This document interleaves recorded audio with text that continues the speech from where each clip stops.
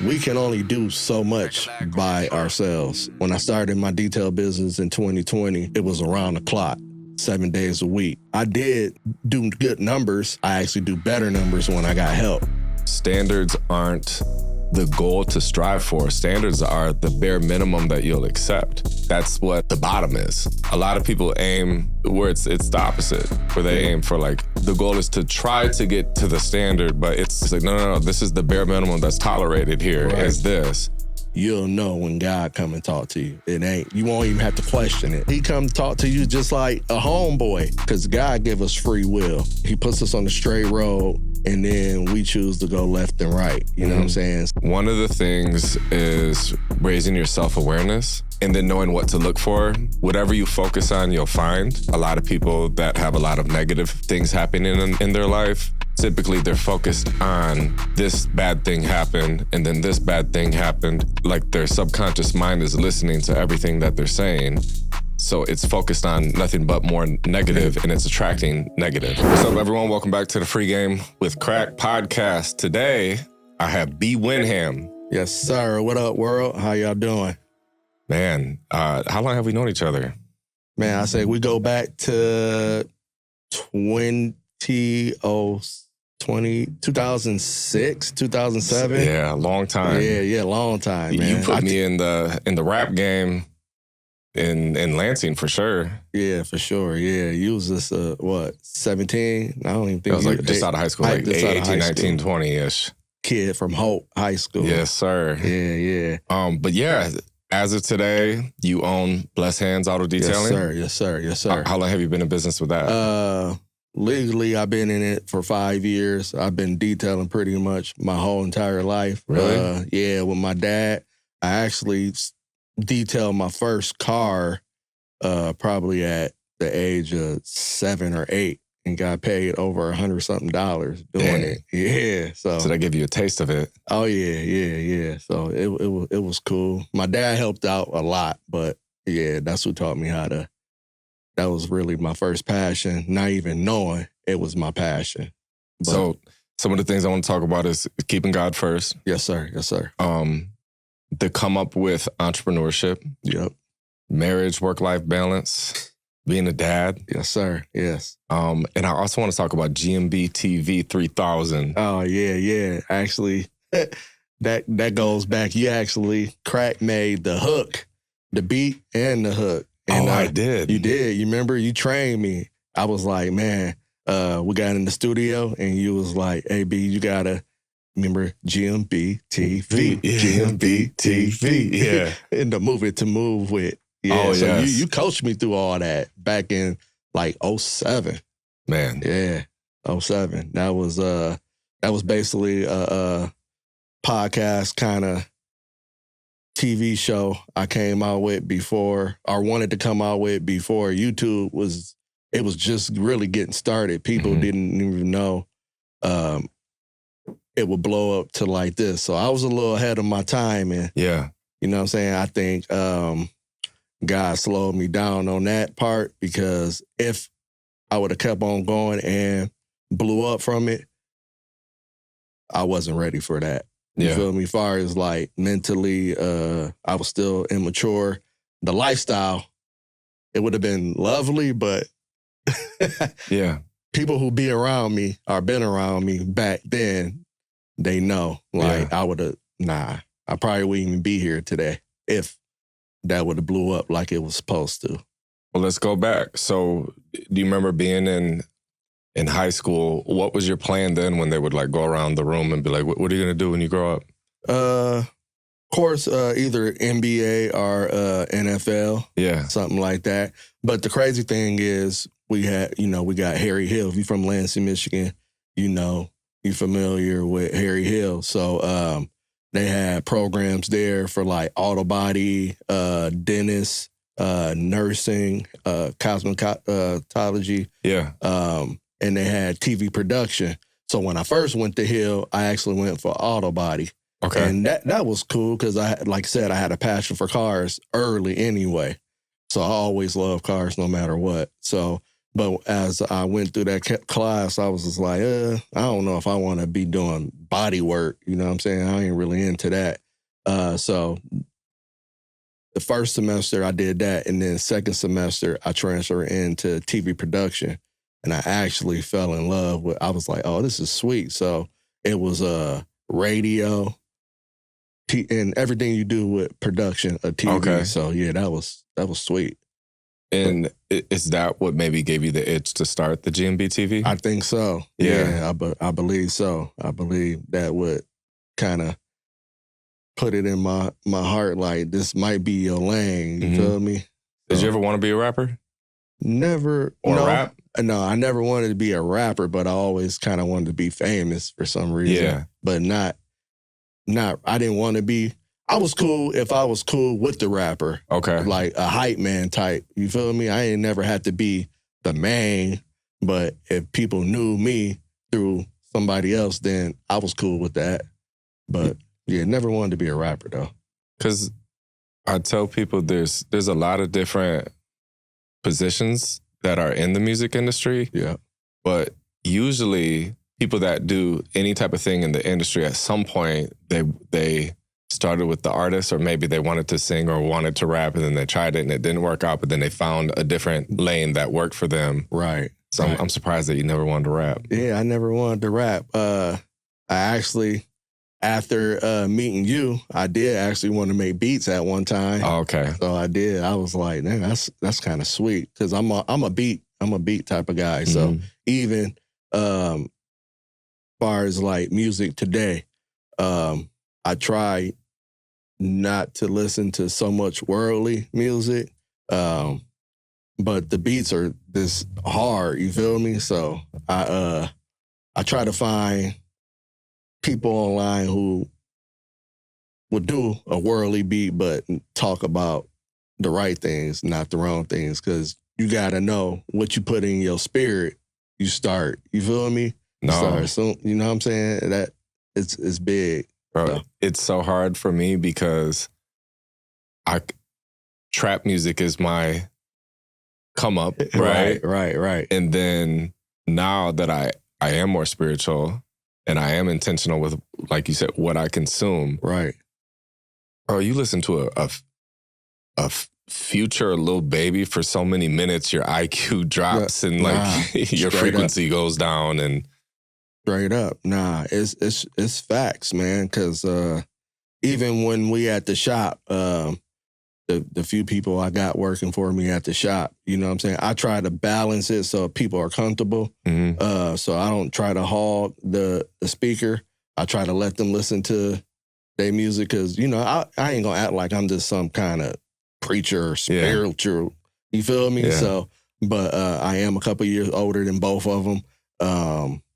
So I have listened to the type of music they like to listen to, and I still do because I still got kids. I still, you know, my kids ain't where I'm at in life. Yeah. You know what I'm saying? So I'm still up on the type of music they like to listen to, but just the stuff they talk about. You feel me? Yeah. I can be like, I want to, like I said, I'm a beat guy, so I'm listening to the beat more than the words. So when y'all hear a certain song in my video when I'm recording and I put it on my story, it's more because of I like the beat or something. You feel me? Not necessarily what they saying, but more of the beat.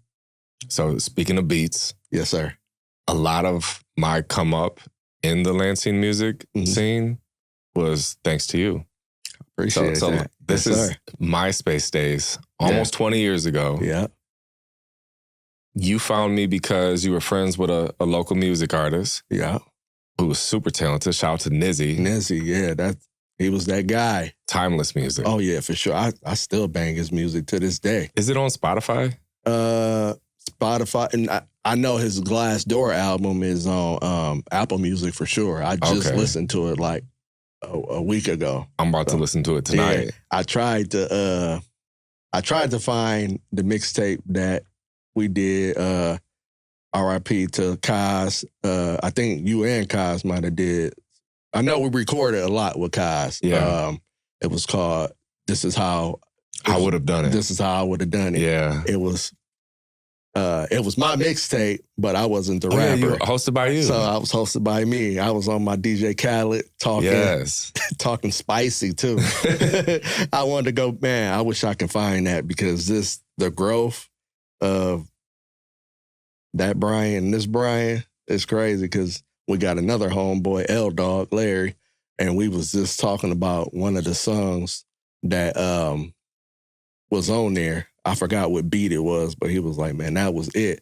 But he said, I remember like Nizzy had to tell you like, chill, bro. Like you doing too much. Like you talking too spicy right now. But yeah, it was cool. So you're definitely ahead of your time because you were doing the DJ Khaled stuff before DJ Khaled was known for doing the DJ Khaled stuff. Straight up. And then also, like you said, with YouTube, there wasn't an outlet. And I think that's how you stood out because there was no one else doing it. And so basically, I don't remember exactly like our first interaction, but I remember seeing what you were doing was I was an up and coming, music producer, artist, just engineer, had a studio, all that stuff, but I wasn't in with the in crowd and I didn't know any of them personally. So I'm just watching what I see on the internet. But you were like, real quick, this episode is sponsored by Jerry's Automotive right here in Lansing, Michigan. If you're in the need of any type of regular vehicle maintenance or even major repairs, I highly recommend Jerry's Automotive. They're family owned and operated for 60 plus years, and they're just great people, and they know what they're doing there. So make sure if you need any auto repair, you go to Jerry's Automotive in Lansing, Michigan, and you can go to their website and book your next appointment at freegamewithcrack.com/Jerry's. That'll take you directly to Jerry's Automotive. Back to the episode. The middleman from the consumers to the artists, because you were in the studio with these artists and putting it up on YouTube, being like, what up? It's B-Windham with G&B TV 3000. And I'm in the studio with Ricky V. Ricky V. Man, we can Big go back. Perm, I want to say. Perm, yeah, Big Perm. I did something with Perm. I did something with Rick V. Maybe Harvey, I can't remember. Crime. Crime. I had a lot of people on GMB TV. So you were just naturally a fan of hip hop and probably friends with some of the artists? Or? Yeah, I wanted to. I grew up on the South Side, so I knew a lot of people. I was like one of those South Side cats that could go to the West Side, North Side, East Side. And I was just cool with everybody. I ain't really had no smoke with nobody. Just cool guy. So, yeah. I mean, there was a couple of people that was on the East Side. I used to hang out over there with the East Side boys. And they used to be like, bro, you the only South Side nigga we'll let come on.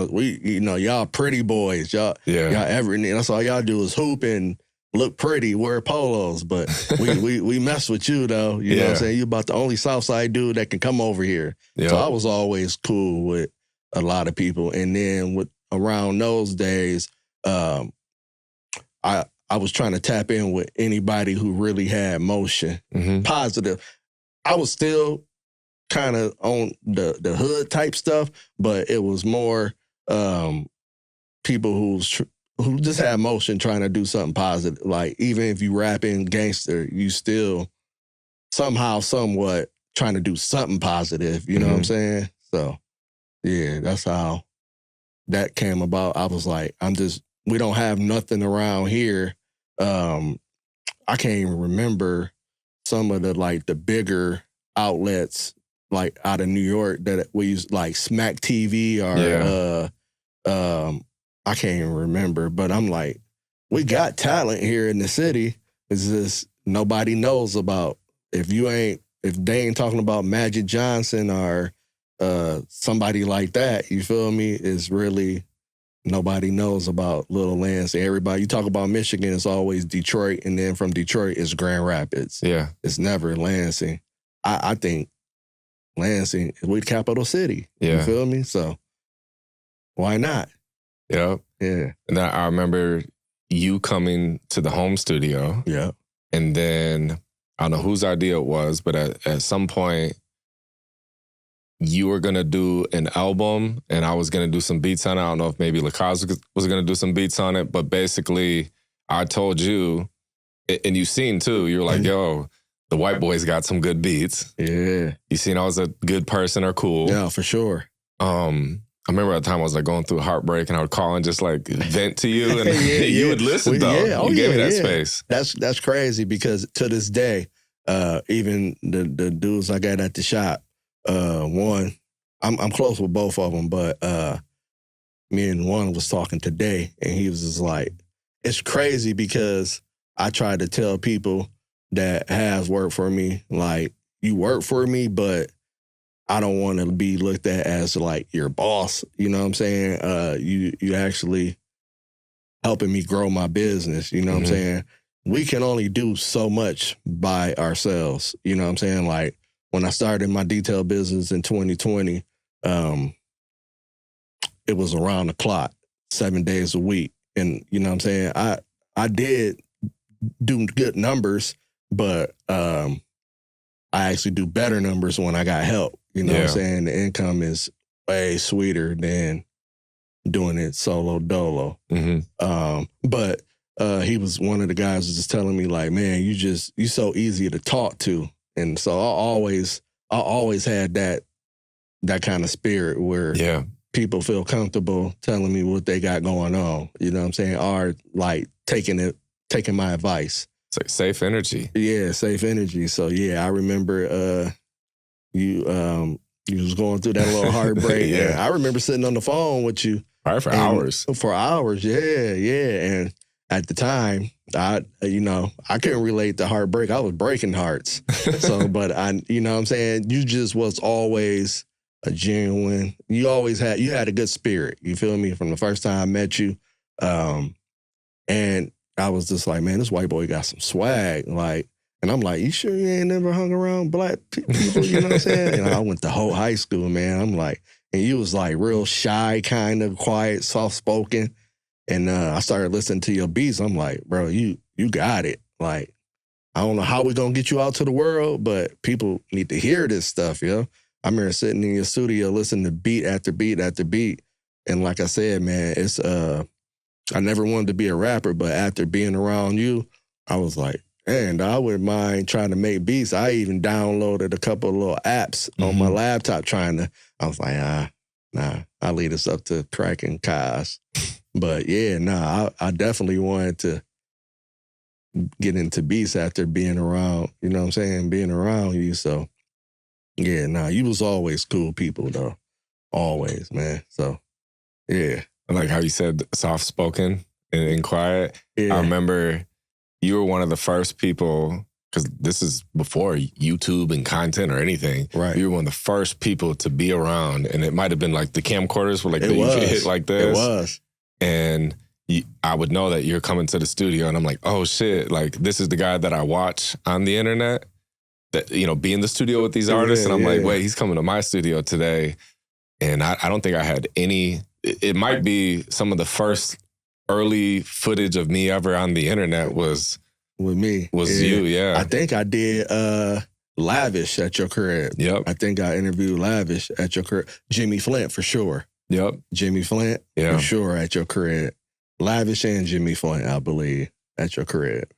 So I went to YouTube and I downloaded the video where I made a beat for you. But I referenced that, especially now I'm getting more into like coaching other people that are shy and timid, that have a gift or have talent or that have a voice, which I think majority of everyone has something to share. Yeah. But they need that courage, they need that inspiration, that motivation, and that education on how to package it. And then like, here's the step-by-step blueprint and like start putting yourself out there. Right. So I reference that video a lot because it cuts to me and you're like, talk to him, Crack, what's up, man? And I'm just like, rubbing my hands and my face is all shiny and I'm probably sweating like, oh man, can I just like make the beat for you and let my talent do the talking? But that taught me that yes, talent is important, but like you still have to do the talking. You still have to do the talking. I mean, look right now where this is all doing the talking, you know? Yeah, for sure. Like I told you earlier, man,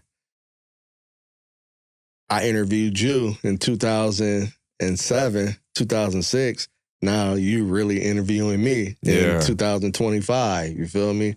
How the world just time. You feel me? It's dope. You feel me? Like I said, I remember you being a 17-year-old kid that was like super shy, and I was just like, man, you gotta lighten up, man. You feel me? Like you got some swag, man. Act like you him. Yeah. You know what I'm saying? Yeah, because we got really close for a couple. You know what I'm saying? A couple years, we was really close, and then life is like, you know what I'm saying? You got busy, I got busy, or life just be life, and you feel me? But it was never. It's always all mad love every time we see each other. I supported you online. I always kept up with what you had going on. So, yeah, man. I like what you got going on, man. Thank you, man. And likewise, I knew at the time I had something because I seen people's reaction to the beats and whatnot, and I just needed a chance for. It's almost like if I had really good cooking. And I just need people to taste it. Right. And so what you did for me was you being popular, you having connections with local artists, you got them. Like, I got this guy, come here. And I did all that stuff for free too. It was like, well, here, I'll produce a beat for you for free, record, mix and master the song. I just need you to taste it. And from that, like Jimmy Flint was one of them.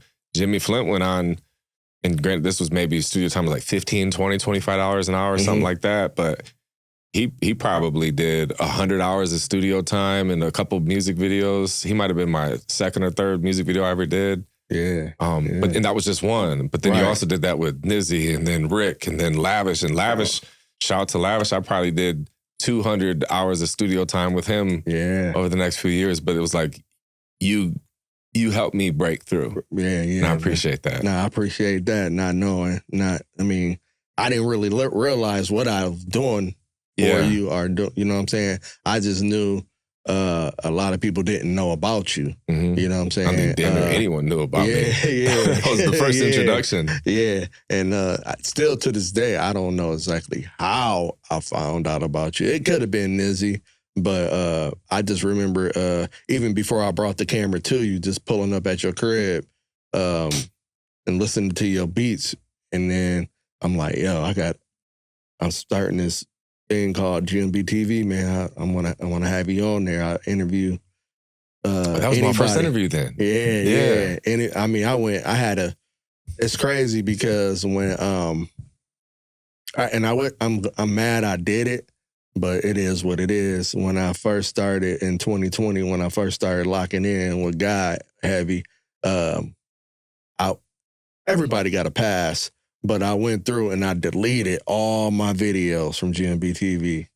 I wish I wouldn't have, but I think one of the main things I did it because it was a lot of crazy talk on there and the numbers wasn't high. You feel me? Like, it was like, it could have been more, but it was like 20 views and been up for 5 years. I'm like, that's terrible.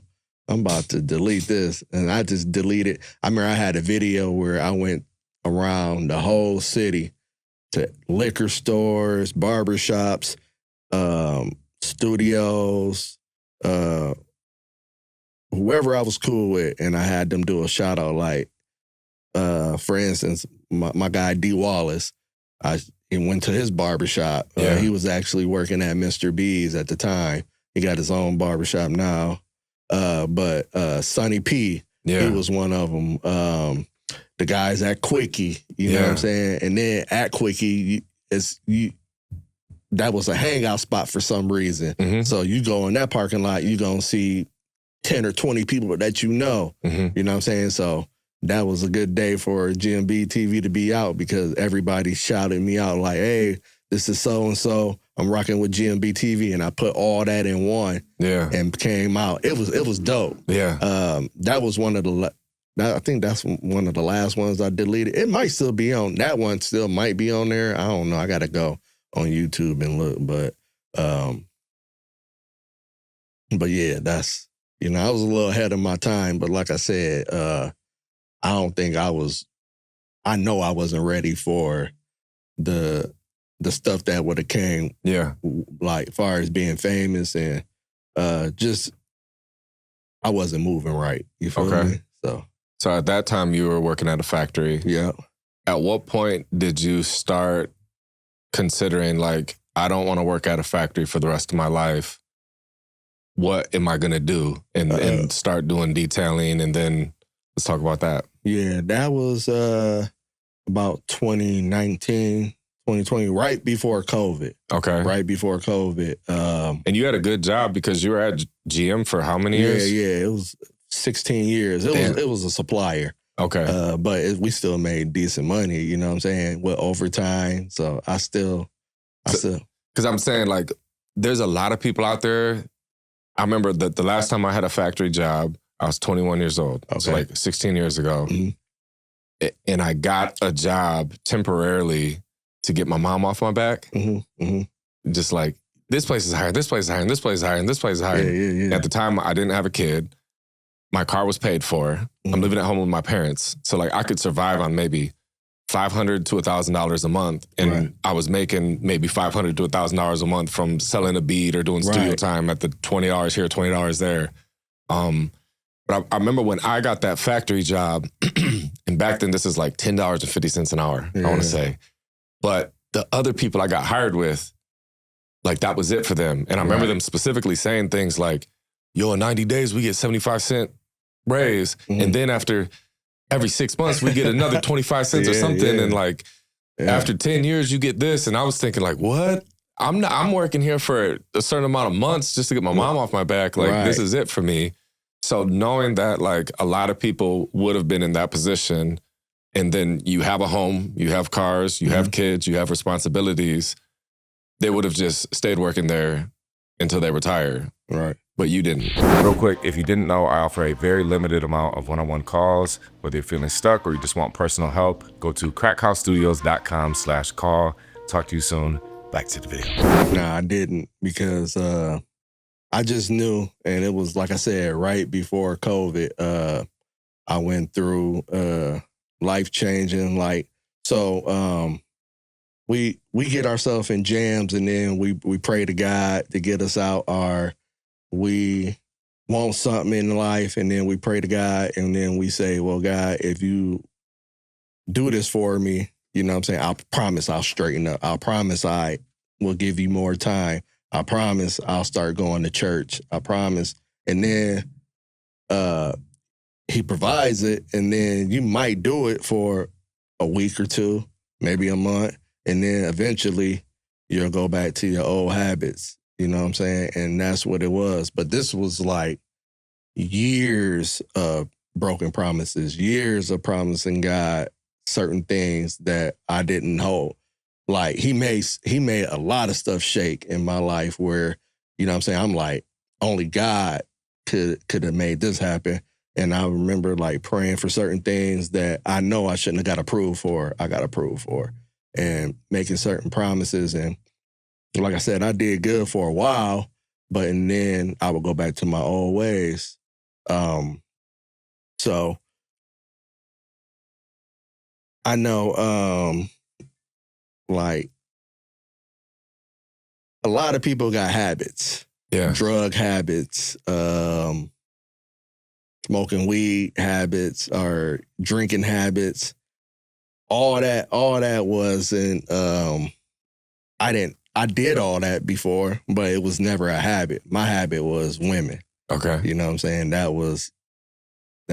It's bad, but I mean, I'm not the only man in the world that had a problem with, you know what I'm saying? Yeah. Trying to be with, and at the time, I've been with my wife for, you know, we've been together 25 years. Since high school? Since high school, yeah. It was my first year out of high school, her senior year.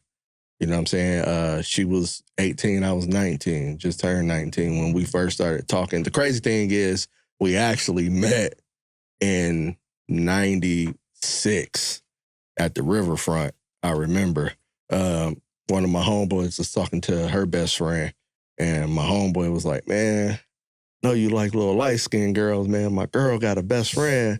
Think you'll like her, B. And I'm like, whatever. He was like, man, we're going to meet him at the riverfront. This is at the carnival downtown. This is like maybe the last year Lansing had Gus Macker there. Gotcha. You know what I'm saying? All the kids, we all used to hang out at the riverfront, you know what I'm saying, at the carnival. And I met her in like I said, 95, 96. And we talked from the time we met then, we talked off and on, you know what I'm saying? It was never consistent, but that was like the first time we ever met. And we really locked in 2000. I had got myself in some trouble, you know what I'm saying? Had to go away for not long, but when I came home, I was just on some, I'm just gonna work, stay out the way, and find me a girl. Yeah. Try to get right so I can go play football somewhere. Okay. And so I end up bumping into her, and we talked a couple months. Right before I was about to go to school, she told me she was pregnant. Mm. And so I'm like, oh, man. So I was like, well, I'm still going to go to school. I'll just come get you I was going to, at the time, it's Davenport now, but at the time it was Grand Rapids Community College. Gotcha. I was going to go there for a year or two. And then from there, transfer to Saginaw Valley, which Saginaw Valley told me they would hold my football scholarship for like 2 or 3 years after I got out of high school. So I was like, man, I'll just come back and pick you up on the weekends and you come down there and kick it with me. She like, boy, please, like, you ain't about to be doing all that. You know what I'm saying? Like, mm-mm. So, and then I grew up in a 2-parent home. So I was just like, I don't want my kid having to grow up without a mom and a dad around. So I made the decision to stay home and work. You know what I'm saying? So, yeah, me and my wife, we grew up together. You feel me? So it wasn't like I met her when we was grown. So, like I said, growing up with somebody, you know, is this, it's hard, but you know what I'm saying? I look back at it like it's not a lot of people can say they've been together and stayed together for 25 years. You know what I'm saying? So it was rough, you know what I'm saying? But it wasn't, the crazy thing is, it really wasn't even the stuff she was doing. It was the stuff I was doing, the lifestyle I was trying to live, you know what I'm saying? That was bringing stress and heartache to me and her. Mm-hmm. So in like 2019, she just kind of got tired of the lies, the broken promises, kind of just like God, you feel me? And she was like, it's true when R. Kelly say he got a son when a woman's fed up. You know what I'm saying? When that woman's fed up, it ain't nothing you can do about it. Literally.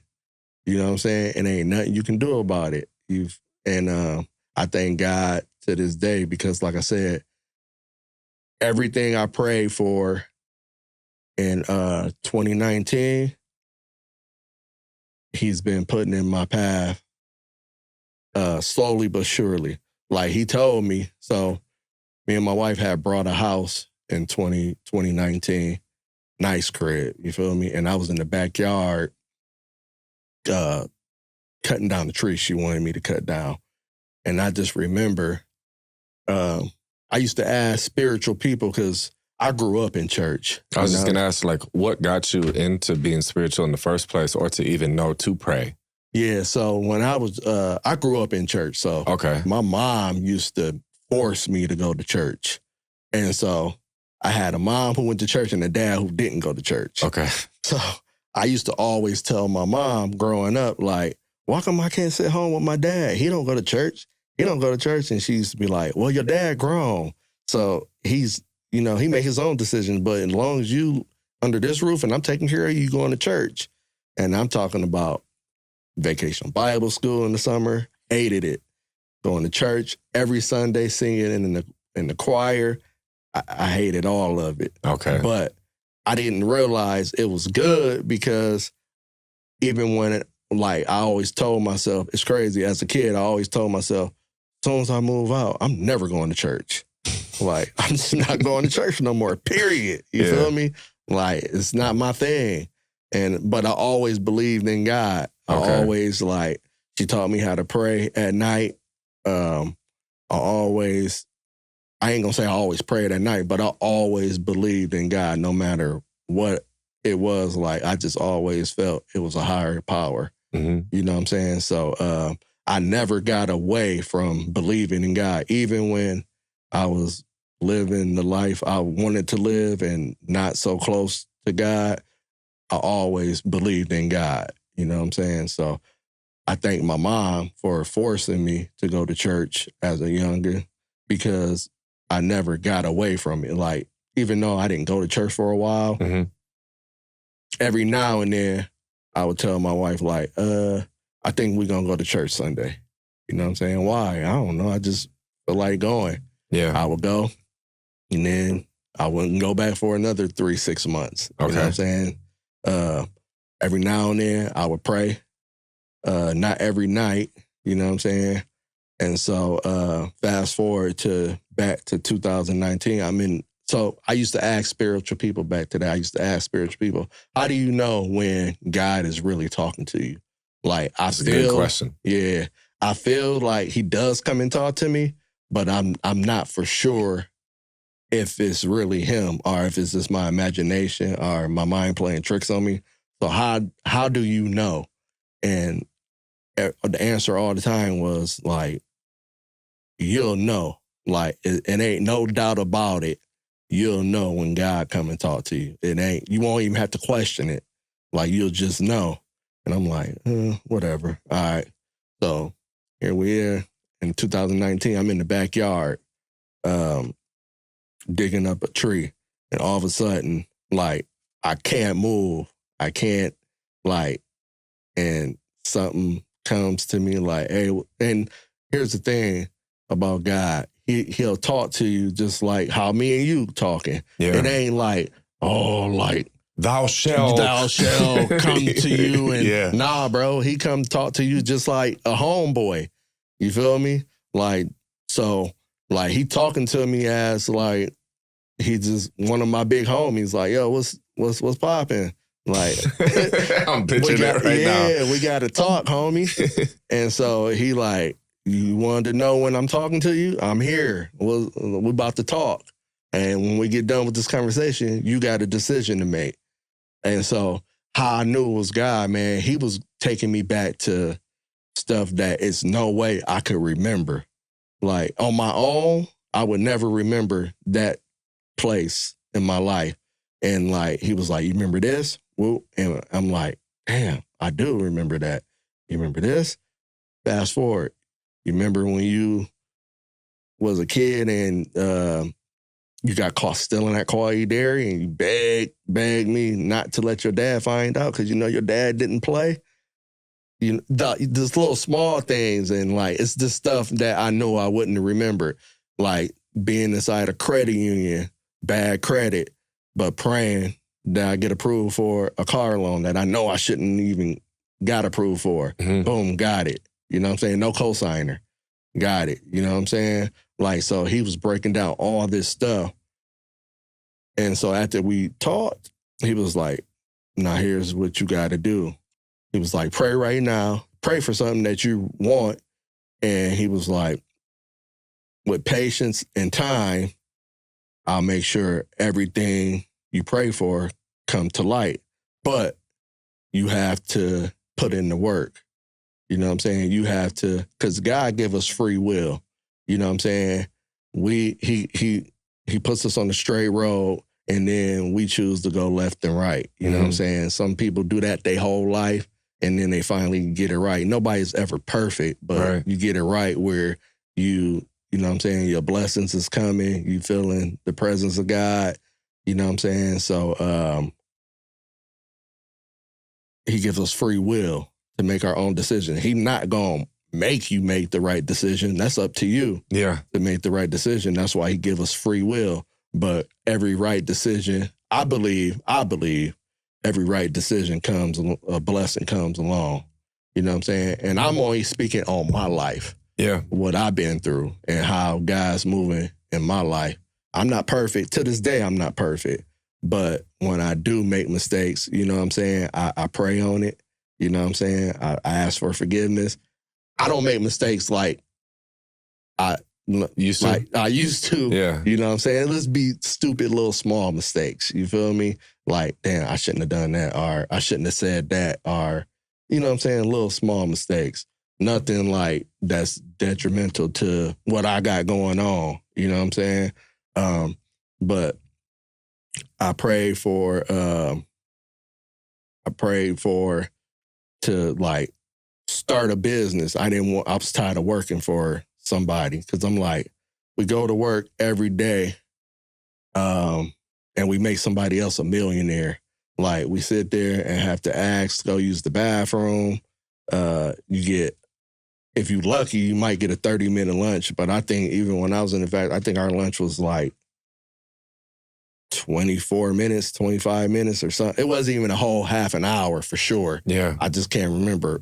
It was short. You Yeah. feel me? You always got to ask to use the bathroom. And then when you use the bathroom, people covering you like, man, don't take all day. Like, you like to be in there on your phone. You got 5 minutes. You know what I'm saying? It's like, bro, shut up. Like, so I prayed to be an entrepreneur somehow, some way. Not even knowing what I really wanted to do. But I was just like, man, I want to be straight where, you know what I'm saying, I can make myself a millionaire. And literally like months later, people started getting sick. You feel me? Like, the world was in a frenzy, you know what I'm saying? And then COVID came. We all got laid off. And so I was still getting paid from my job.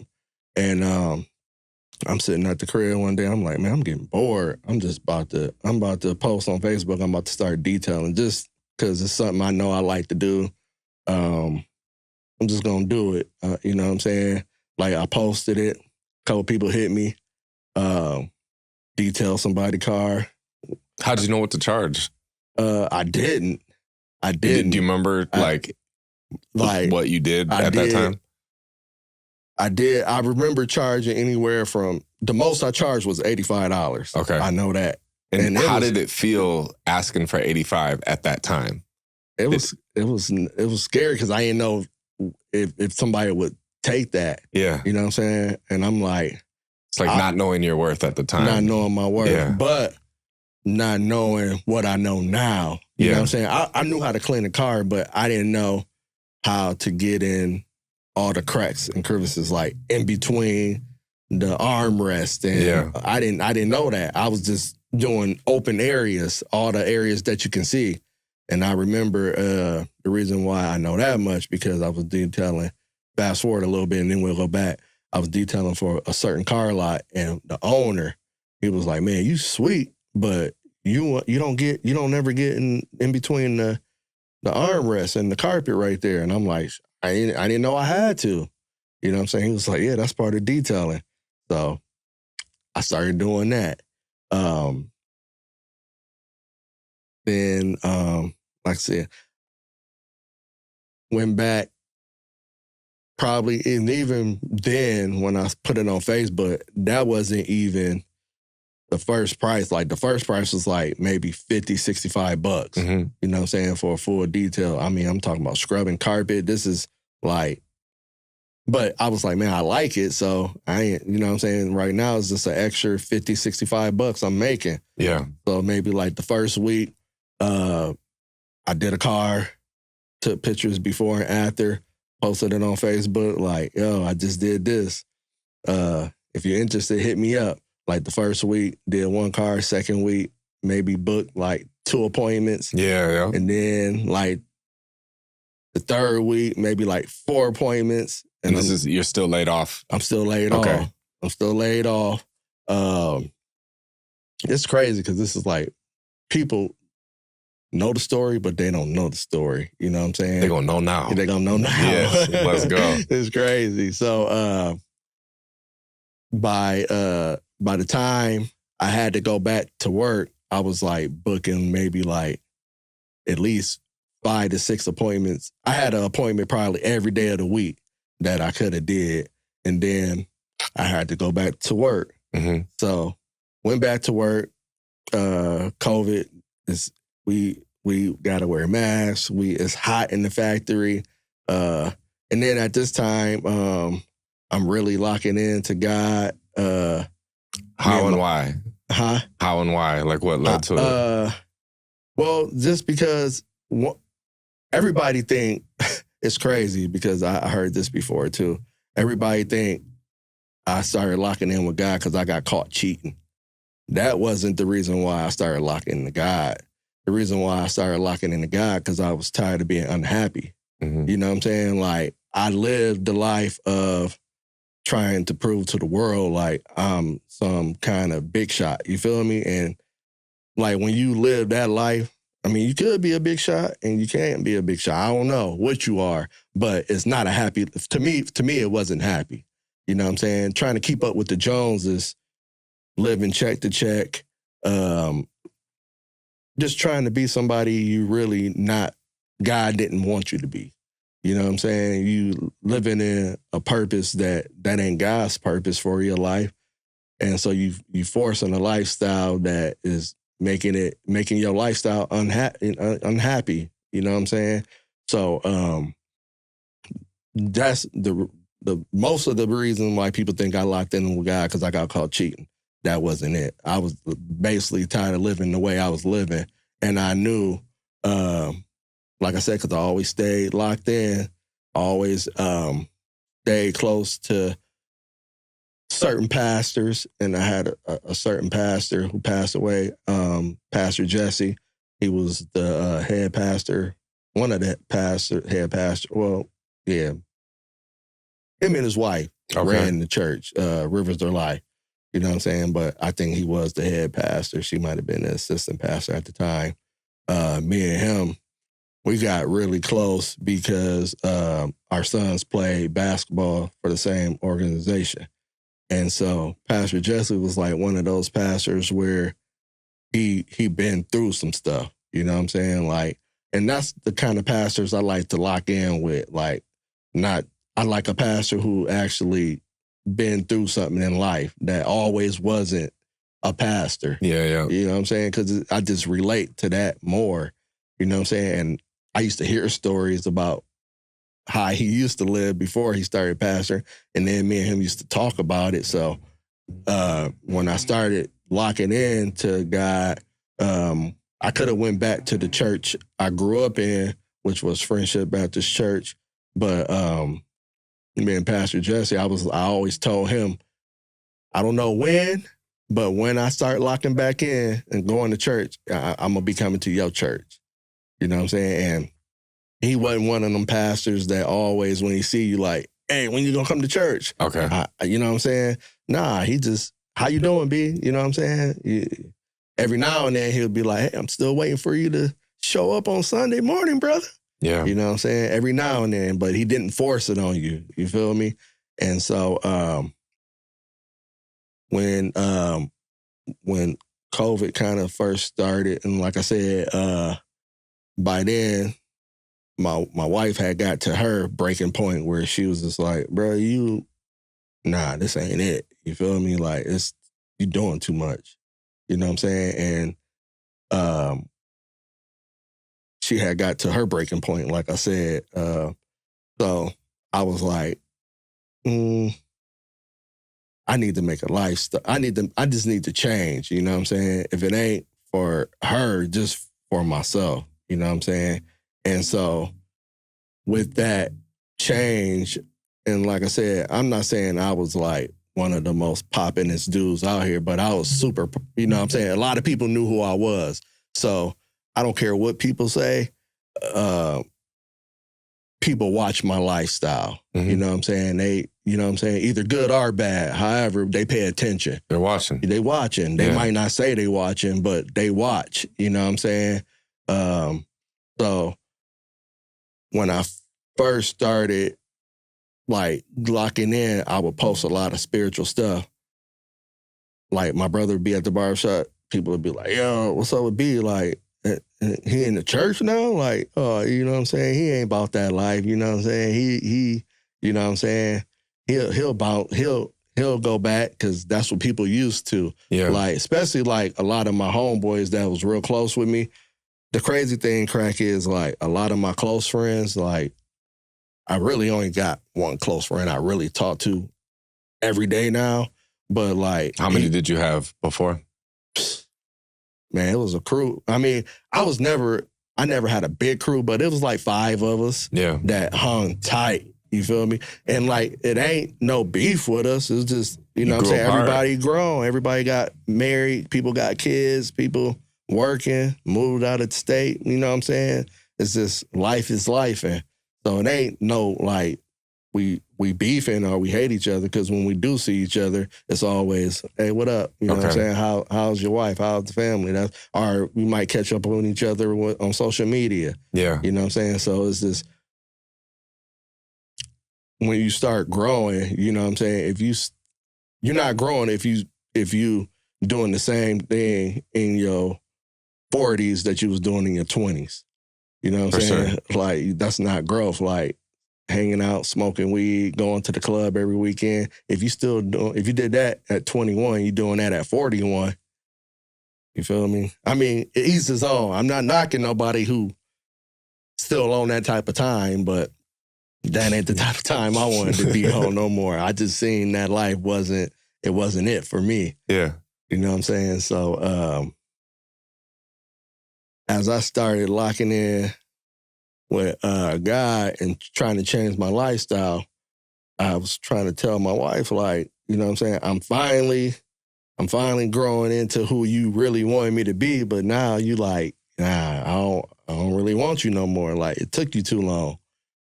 So it was one key thing that my best friend told me that I think helped my marriage out a lot. I mean, first it was God for sure. But he was telling me, we was living together, but he was like, man, you might have to move out, because in order for God to work on Keish, you know what I'm saying? Like, with you being there is blocking everything, because, you know what I'm saying, that's all she see is like, every time she see me, no matter what I did, it was always, even like cashing out, like giving her money I could never give her in the past. You know what I'm saying? That she still wasn't happy, because she was still holding on to the past. And he was like, man, maybe you should, you know what I'm saying, you should move. I know you don't want to, but in order for her to grow, and if it's meant to be, you know what I'm saying, it'd be. And so I'm kind of jumping around this story, but yeah, that's how it kind of went with me and her relationship. But so you moved out? I did move out. For how long? Maybe it wasn't a whole year. Maybe like 6 months. Maybe close to a year. Maybe. And how did it go? Like, was he right? Was he wrong? Nah, he was definitely right. Definitely right. Because she needed that space to do what she had to do to heal. You know what I'm saying? It was nothing I could do to show her that I changed. It's crazy. Yeah, it was nothing I could do to show her I changed. So I just had to get out the way, you know what I'm saying, and let God do what he did. But like I said, praying in my backyard, you know what I'm saying, I already felt that. For some reason, I already felt something like that, you know what I'm saying, happening. Because God told me that day, he was like, all right, I know what you pray for. I know what your heart is. And he was like, as long as you stay locked in, I'm gonna change your whole lifestyle. But you got to stay locked in with me, no matter what. And I'm like, bet, cool, that's okay, I got you. And he was like, but what you about to go through in life it's gonna be the hardest thing you ever went through, like, period. Mm-hmm. Like, and I don't know if he was talking about with just me and my wife or just in life in general. I'm thinking he talking about with me and my wife, and I'm going by the past. Like, I'm like, okay, what I go through with her, that's easy. I can just, you feel me? She always forgives you? Yeah, she always forgive me. Like, it's that's gonna be easy. And he like, nah, B, it ain't. Not this time. Not this time. It's about to go down. Like, actually, what I went through with like almost losing my wife was harder than when my dad passed away. You feel me? Like, I handled that better than handling about to lose my wife. And like, at that point, my dad was the first person that was super close to me that passed away. That was the first person that, like, I had grandparents that passed away, but I was close to them, but I didn't see them every day. You know what I'm saying? They lived out of state. I seen them maybe once or twice a year, talked to them on the phone a couple times. But actually to have somebody that you see every day, talk to every day, gone forever, you know what I'm saying? That a lot of people can't handle that, you know what I'm saying? But that's one thing I know my dad told me when he was alive. He used to tell me, like, especially like towards the end where I think he knew, but he didn't know when. But like, I remember him calling me over to the crib one day and taking me upstairs, like, this is the suit that I want you to put me in when I pass. And I'm like, bro, like, you tripping. Like, no, I don't want. He was like, nah, for real. Like, I'm only telling you this because I can't tell it to your brother because he can't handle it, but you can. Are you the oldest? I'm the youngest. Oh, yeah, shit. Yeah. I got an older brother. I got one younger sister. Okay. So I'm the youngest out of, well, I got a younger sister that's the youngest out of 7 siblings. So, yeah, like I said, I'm the second youngest. Okay. So, but he was just like, I just know you can handle this kind of talk. And I'm like, I mean, I handle it, but I was just like, yo, you tripping. You're going to be here for a long time. And he was like, nah, it ain't. You know what I'm saying? Like, I don't know. He was just like, I'm just telling you, when the time comes, this is what I want you to tell your mom. How long was it from when he told you that to when he actually did pass away? Probably less than 6 months. Damn. Sure. And how was his health when he told you that, though? Declining. Okay. Like, yeah, declining. Like, he still had a little bit of weight on him, but he was losing weight. He was already on oxygen. He was on oxygen for like the last, I don't know, like, he was on oxygen, still living healthy, but just had to be on oxygen. Okay. You know what I'm saying? That was a while. You know what I'm saying? But he had started going to the hospital a lot. You know what I'm saying? In and out the hospital. And then at the time he told me that he was actually could walk up and down the steps. Like, it got to the point where he couldn't even walk up the steps no more because his oxygen was so low. So he was like, yeah, I'm telling you this because, feel me, I know you the only one that can handle, you know what I'm saying, handle me telling somebody this. Mm-hmm. So I'm like, oh yeah, that's whatever. Like, took it with a grain of salt, like, yeah, you tripping. You'll be here. But back to, I told you I was going to be jumping around, back to when I started locking in, the stuff I prayed for when I was like, when he was like, nah, what you about to go through it ain't going to be easy. But the only way you going to make it through, you got to keep me number one. Nobody else is going to be able to help you through what you about to go through. You know what I'm saying? Like, no human. Yeah. I don't care who it is. They're not going to be able to help you like I can help you. So you got to stay connected with me somehow, some way. Point blank, period. So I'm like, and like I said, we, you know what I'm saying? We can finesse anybody in this world. Like, you can finesse me. I can finesse you. You can finesse your wife, your daughter, whatever. It's one person you can't finesse. It's God, because he knows your heart. You know what I'm saying? Like, that's just one person we can't lie to. Like I said, he'll give us free will to do what we want to do, but he still knows your heart. You know what I mean? Yeah. So I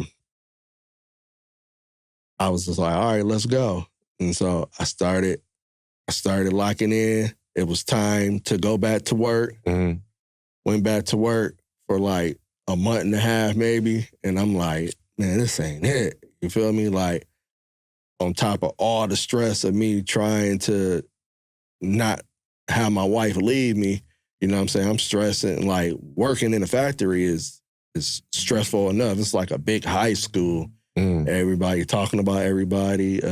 It's hot. You ain't making what you know you can make. You know what I'm saying? It's just. And you had just tasted working for yourself, doing detailing, making more than what you're making at the job. Yeah, for sure. So now that's in the back of your mind, like, maybe I should do this. Maybe I'm going to get rid of this job. Yeah. How long did you stay at the job from when you went back from COVID? So what I did was I went back for about a month. Okay. And I hollered at my union rep. I'm like, man, I'm going through a lot of stuff outside of work where, you feel me, like, I'm getting here and it feel like I'm about to crash out. You know what I'm saying? Like I be going to fight people. I'm not in a good space to be here. And so I'm like, what can we do about it? And she was like, well, legally we can do, I think she was like a 30-day leave, but anything after that, you had to be written off from a doctor, but you got enough time where you can take a 30-day leave. And I'm like, I bet I want to do that.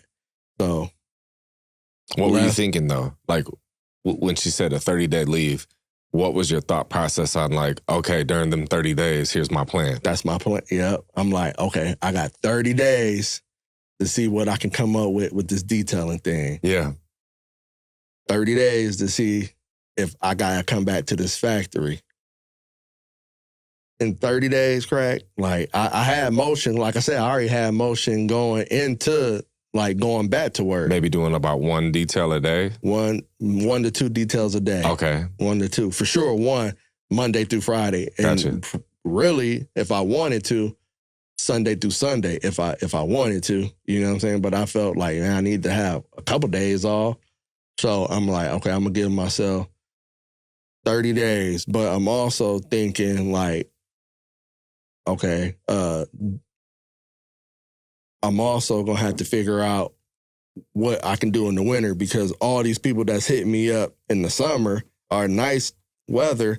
They're not going to be hitting me in January, February, December, November. You know what I'm saying? Yeah. So I'm like, all right, man, I got to come up with something. So in them 30 days, it was like day 29.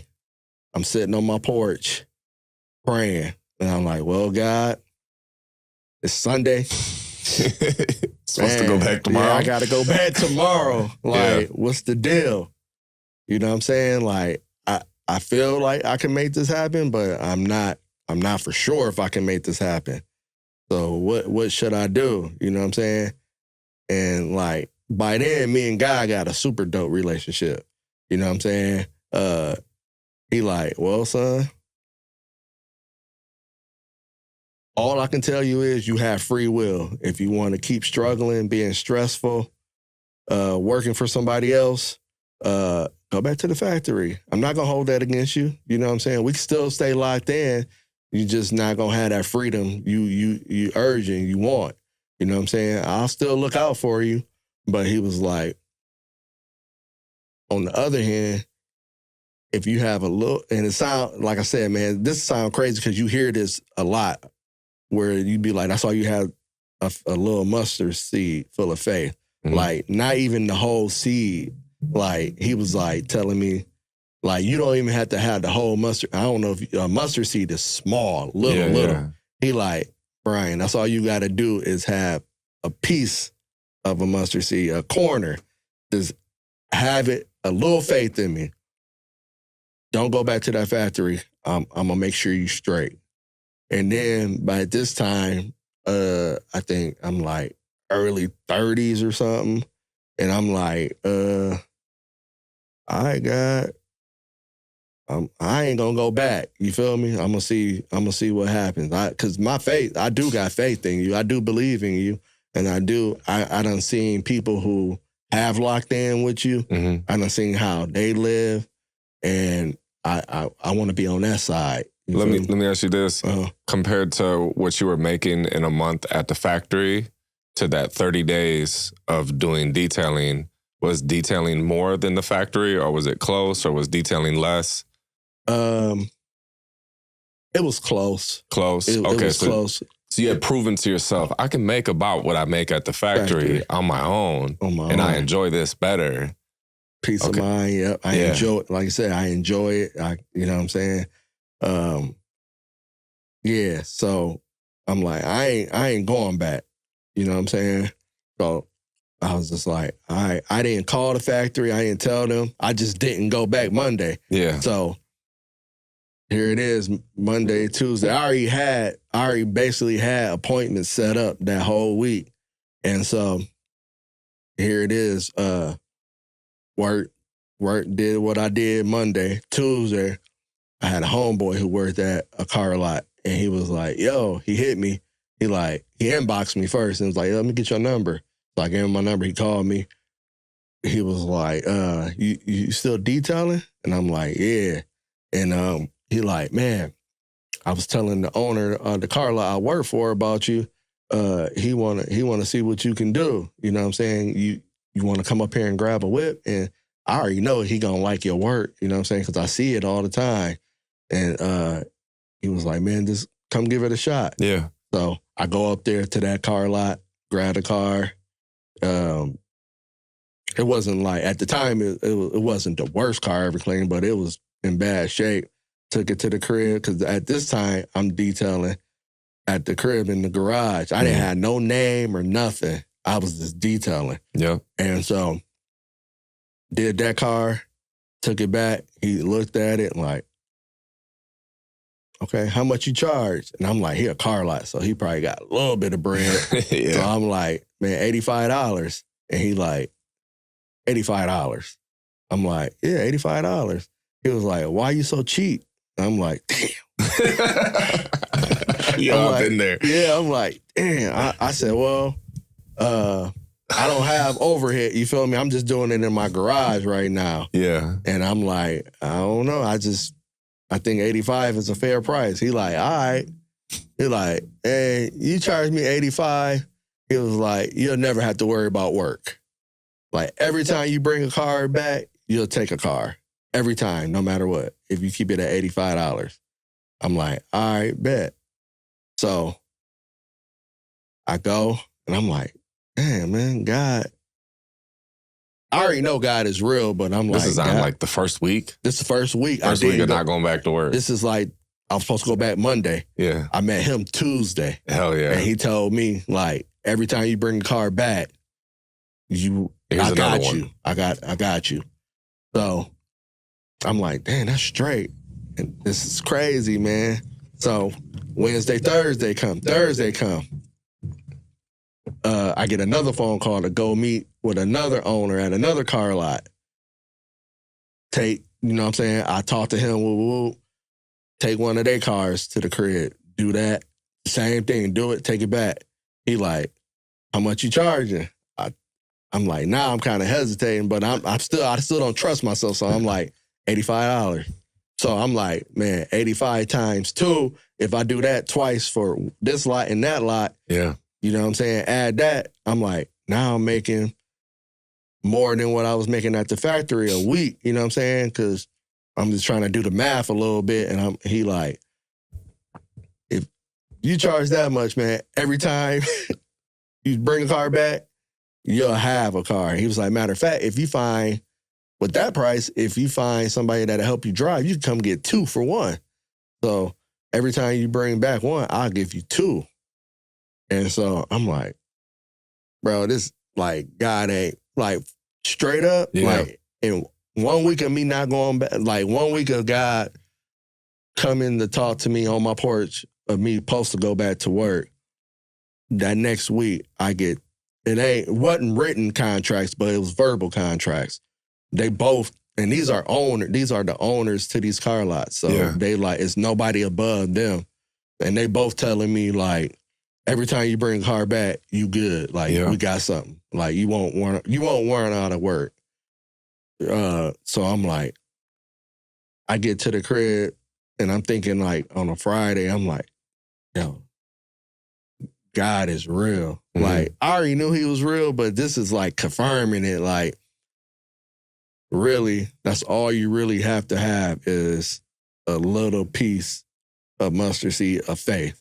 Like, not, you don't even got to have full faith that it's going to work. Yeah. You know what I'm saying? Just trust them that it's going to work. Because here's the thing about God. Everybody has a purpose. Everybody has a skill that he puts us, put in us. But it's up to us to find it and fulfill it. Mm-hmm. You know what I'm saying? And us as humans, we block a lot of the blessings that he has for us by the way we live, the way we act. You know what I'm saying? We just make the secret, to me, I'm finding out, and this is me, the key to success is always keeping God first. You know what I'm saying? Like, I didn't go to school for like running a business. I never ran a business. I never knew anybody in my family to run a business. Mm-hmm. You know what I'm saying? The closest person that had a business was my younger sister who do hair, that had Lansing on lot, moved to Arizona, and was booming. You feel me? But as far as, that was the only person I knew that worked for theyself in my family. So I'm like, I don't know a lick about running business, books, or none of that. You know what I'm saying? All I know is I know how to clean a car good, and it looked like it can be a good living. Mm-hmm. You know what I'm saying? So I think the free game there is, I was walking to the grocery store the other day, mm-hmm. and I think since I teach a lot of things, I think practical. And I was like, okay, how could I teach being more spiritual or connected to somebody? Like, if I was trying to describe it, and what I landed with in my head was, one of the things is raising your self-awareness, mm-hmm. like being aware, and then knowing what to look for, because I think whatever you focus on, you'll find. Mm-hmm. So an example with that, a lot of people that have a lot of negative things happening in their life, typically they're focused on this bad thing happened, and then this bad thing happened. Yep. And so like their subconscious mind is listening to everything that they're saying. So it's focused on nothing but more negative, and it's attracting negative. Yeah. Where if you're intentional with like being positive, even if with the negative things happen, right, not speaking on them. Exactly. Because just knowing that like you have an audience of one always listening. Yeah. Yeah, so with that, I guess what my wife helped me do was point out the signs. And so how you said week one, it was like, oh, God is real. Not God is real, but like, thank you, God. Right. This is because of you. There was a thing that happened in the last few weeks, with building the studio. We need a lot of furniture. Furniture is thousands of dollars. Right. Talking to a colleague, I wouldn't even say a friend yet, but colleague who has a furniture store, invite him to be on the podcast. And then that transitions to, oh yeah, come by the store. I got a bunch of things for you. And so we're like turning our awareness to the signs to keep going versus the signs to stop. Yeah. And so because of that, then she pointed out, why would God have this happen to us right here, right now, if we're not supposed to build the studio? Mm-hmm. And so, yeah, that's what I was thinking when you said that, with like, was this the right move? Wasn't this the right move? And then it's like, it is the right move here. Right. You do a car, I give you a car. Then, another guy, you do a car, I give you 2 cars. Right. So it's like, that's the confirmation that you're looking for. Because you could also had looked at the stress of wondering every day if you're going to get a call, or if the next car is going to come, or what does next month look like, or I'm doing straight right now today, but will I be straight in 6 months? Will I be straight? And it's like getting too far ahead of yourself, because that's one of the biggest problems that I've been facing, because I am the strategy planning guy. People come to me for strategizing and planning, so I have to be problem aware. But with getting more spiritual and closer to God, I'm paying attention to the things that I can control, which is just me. And so, like when I pray, I say, keep guiding me the right direction. I'll keep showing up. And so, like with Alyssa, what we do is What we have control of is showing up every day to work. Like, I can't control if tomorrow what may happen on this phone call or this meeting or this person calling or this person reaching out or this booking coming in. I don't have any control of that, but I have control of that. I can keep showing up and I can keep believing, and things keep happening, I believe, for us. Even the bad things too. Yeah. Like the scare, the fear, the fear that you felt with, I might lose my wife. Yeah. You were supposed to feel that. Yeah. You changed. Yeah, for sure. I'm sure you guys are closer now than... Oh, yeah. She always was my best friend, but I didn't realize she was my best friend. I just, then she was just a partner. You feel me? Like, just like a part. It's hard to explain, but now, like, we in a good space where, like, we in a really good space where we can even talk about the past and laugh at it. You feel me? It don't hurt. Like, before, if we talk about the past, it's like it'll spark up a whole big fight about, you feel me? Do you think it was because there wasn't enough proof that that past was the past? Where maybe if it was too close in a time frame to it happening, it might be like, oh, we can't talk about it because maybe I don't fully believe that you've changed, but maybe enough time has went on and there's enough proof there that it's like, oh, you're not the same person that you were. Yeah. So we can talk about it almost like it was a different person. Yeah. Nah, I just know we put God first now. Yeah. In our marriage. Like, it's nothing above God. Like, her, me, our kids. It's always like, it's a tree.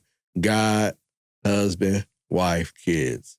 You know, that's how you got to live life. So before we honored, we did honor God, but not how we needed to. You know what I'm saying? Like, it's just now she honors God, I honor God, and life is, you know what I'm saying? We still got our trials and tribulations, like, because life is not perfect. You know what I'm saying? We still, but the stuff that we used to argue about, it's not like we haven't had an argument since we actually got back together. You know what I'm saying? Like, it's been peaceful. Like, she know my password to my phone. Like, I can leave my phone with her for hours and she can go through it, whatever. Yeah. Like, you know what I'm saying? Like, before I used to be uptight. Like, she didn't even know my password. It was just too much going on in there. You know what I'm saying? Like, even like leaving it at the crib, man, I don't care if I was halfway to Detroit, I'd have turned around and went and got that phone. You feel me? Yeah. Now it's just like, whatever. Like, oh man, I left my phone at the crib. You know what I'm saying? So, but we both had like I said, we grew up together as teenagers, but, and we got married at a young age. What age? I was 23 and she was 22. Okay. Yeah. Super young. You know what I'm saying? Even to the point where my dad was like, "Oh, Are you sure? Man. Are you sure?" Yeah. Like, Keisha's a good woman. Don't get me wrong. I'm not telling you not to, but you haven't even lived life yet. And I'm like, nah. I think this is probably the closest thing I'm gonna get to my mom. Because like I said, I grew up my whole life having my mom and my dad. So I seen, and that's the other thing too. That's about like role models or people you grow up with, because my dad was a really good provider far as like I never seen him call in, had excellent credit, did everything around the house he was supposed to, was a great dad, but also his problem was the same problem I had. Okay. Women. You feel me? So I think growing up seeing that, you know what I'm saying, we all know right from wrong, but it's almost like all the men in my family got that in their blood. You know what I'm saying? It's all in our blood where it's hard for us to be faithful for some reason. So would you say it's possible for somebody to change? So that there's a girl watching this right now, and she's with somebody that was the different version of you, and all of her friends are saying, He ain't never gonna change. He ain't never gonna change. Yeah. What would you say? I say he can change, but but it's up to him. You can't force, like, nobody could force me to change. Like, no matter what anybody said, or, you know what I'm saying? I was only ready for change when I was ready. I was fed up with the way I was living. Yeah. You know what I'm saying? Like, I had to get to the point where I was just like, bro, I'm tired. Like, I'm tired of trying to live this certain way.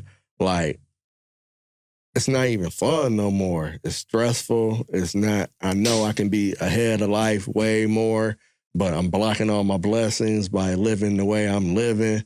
Like, at this point, I don't even care what people think about me. You know what I'm saying? Like, as long as I know I'm doing something right, you know what I'm saying? I don't know what that is yet, but I know this ain't it. You feel me? And one of the conversations God said, like, you can either go left and be in the world, which if you go left, you're gonna be in Satan's playground.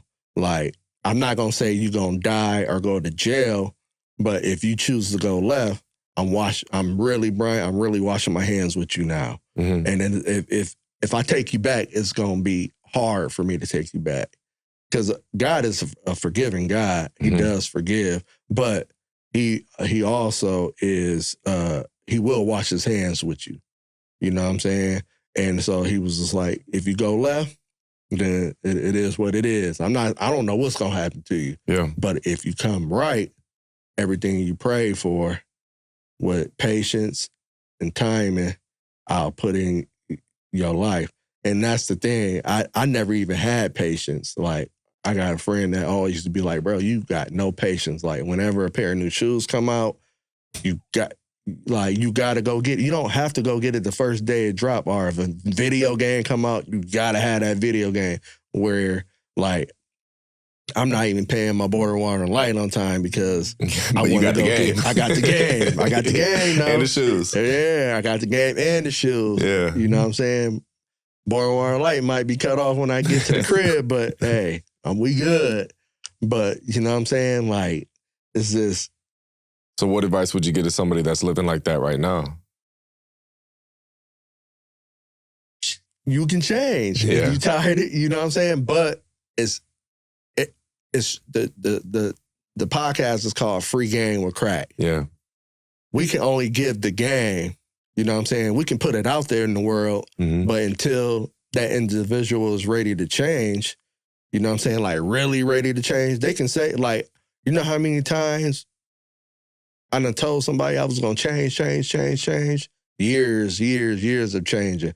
And maybe I wanted to, but it wasn't maybe that important to change at the time. You know what I'm saying? Or that addiction I had was just overpowering what I really want, how I really wanted to live. So really, man, you're only going to change once that individual really want to change. No matter what, no wife can change a husband. No husband can change a wife. No parent can change a kid's mind when they got, you know what I'm saying? That's all up to your relationship with God and if you really want to change. You know what I'm saying? Like, but even, I don't know, man, like, me quitting my job that I had been there for, like, going on 17 years, getting paid every Friday, to, like, the crazy thing is, before I even said I wanted to go on leave, I went around and I asked certain people, like, this is what I'm thinking about doing. Just to see, like, do you think this is a good idea? Yeah. Nobody said it was a good idea. One guy, I did his car. He had a Cadillac. He worked with me. Name was Chris. Shout out to Chris. I don't even know Chris' last name. But Chris was the only person, and I asked at least 15 to 20 people. Like, even my mom, she was like, I'm not saying I don't want you to chase your dream, but how about go to work, and then when you get done working, go clean a car. And I'm like, the cars I was cleaning during the break, I'm like, yo, I can't do both. It's impossible to go to work in a factory for 12 plus hours and then get out of work at 6:30, 7. Lord knows when time you're going to get out and then go to a garage and clean a car. Like, it's just not, it's like. It's one or the other. Yeah, it's one or the other. Like, you can probably do that for so long, but not like a human can't just do that. You feel me? Like, it's impossible. So I was like, nah, it's either one or the other. So Chris was like, man, I ain't gonna front, B. He was like, the way I brought my car to you and the way you brought it back to me, he was like, I think you should do it. I really think if you can clean everybody's car like you just did mine, I don't see you having a problem starting your own business. So I think you should do it. Let me ask, was he one of the first people you asked or one of the last people you asked? It was like in the middle. Okay. It was like in the middle, so. Ain't it crazy that 15 to 20 people told you no and one person said, yeah? One person said, yeah. And that's all you really need is that one person. Yeah. To say, you know what I'm saying? Yeah. In reality, only thing you really need is listen to the higher power. Yeah. Really, I didn't really, as humans, we gotta chase confirm it, like confirm if it's a good, like for instance, you made a post on Facebook saying you was about to close the studio. When I seen it, I'm like, yo, he capping. He ain't no way he about to close the studio. You know what I'm saying? Like, he got one of the best studios around the city. But not knowing, because me and you haven't talked a lot, not knowing what you're going through, you know what I'm saying, as far as in your business side, because everybody is on the outside looking in. I'm not looking about, like, is he making X, Y, Z to pay all the bills at the studio and at the crib? Yeah. I'm just looking at, like, I see you posting, like, you doing videos, you flying out to different states doing videos. I'm like, yo, it seems like he doing good. Mm-hmm. But you know what I'm saying? Running a business, it ain't for the weak. You feel me? Like, everybody can't handle this. Like, we make it, like, we part of the 1%. Yeah. It's, you know what I'm saying? Like, I'm heavy on that right now because it's crazy because my pastor is Eric Thomas, aka the hip hop pastor. You feel me? Like, E.T., baby. You feel me? Like, I mean, just being around him, bro, like, his how'd you energy, describe him to somebody that doesn't? Man, like, to me, I describe him as, like, he's, to me, this is just me, I look at him as our modern day Martin Luther King and Malcolm X. Mm-hmm. You feel me? He got a little bit of both of them wrapped up in him in his own way. Yeah. You feel me? Like, and he's super motivational.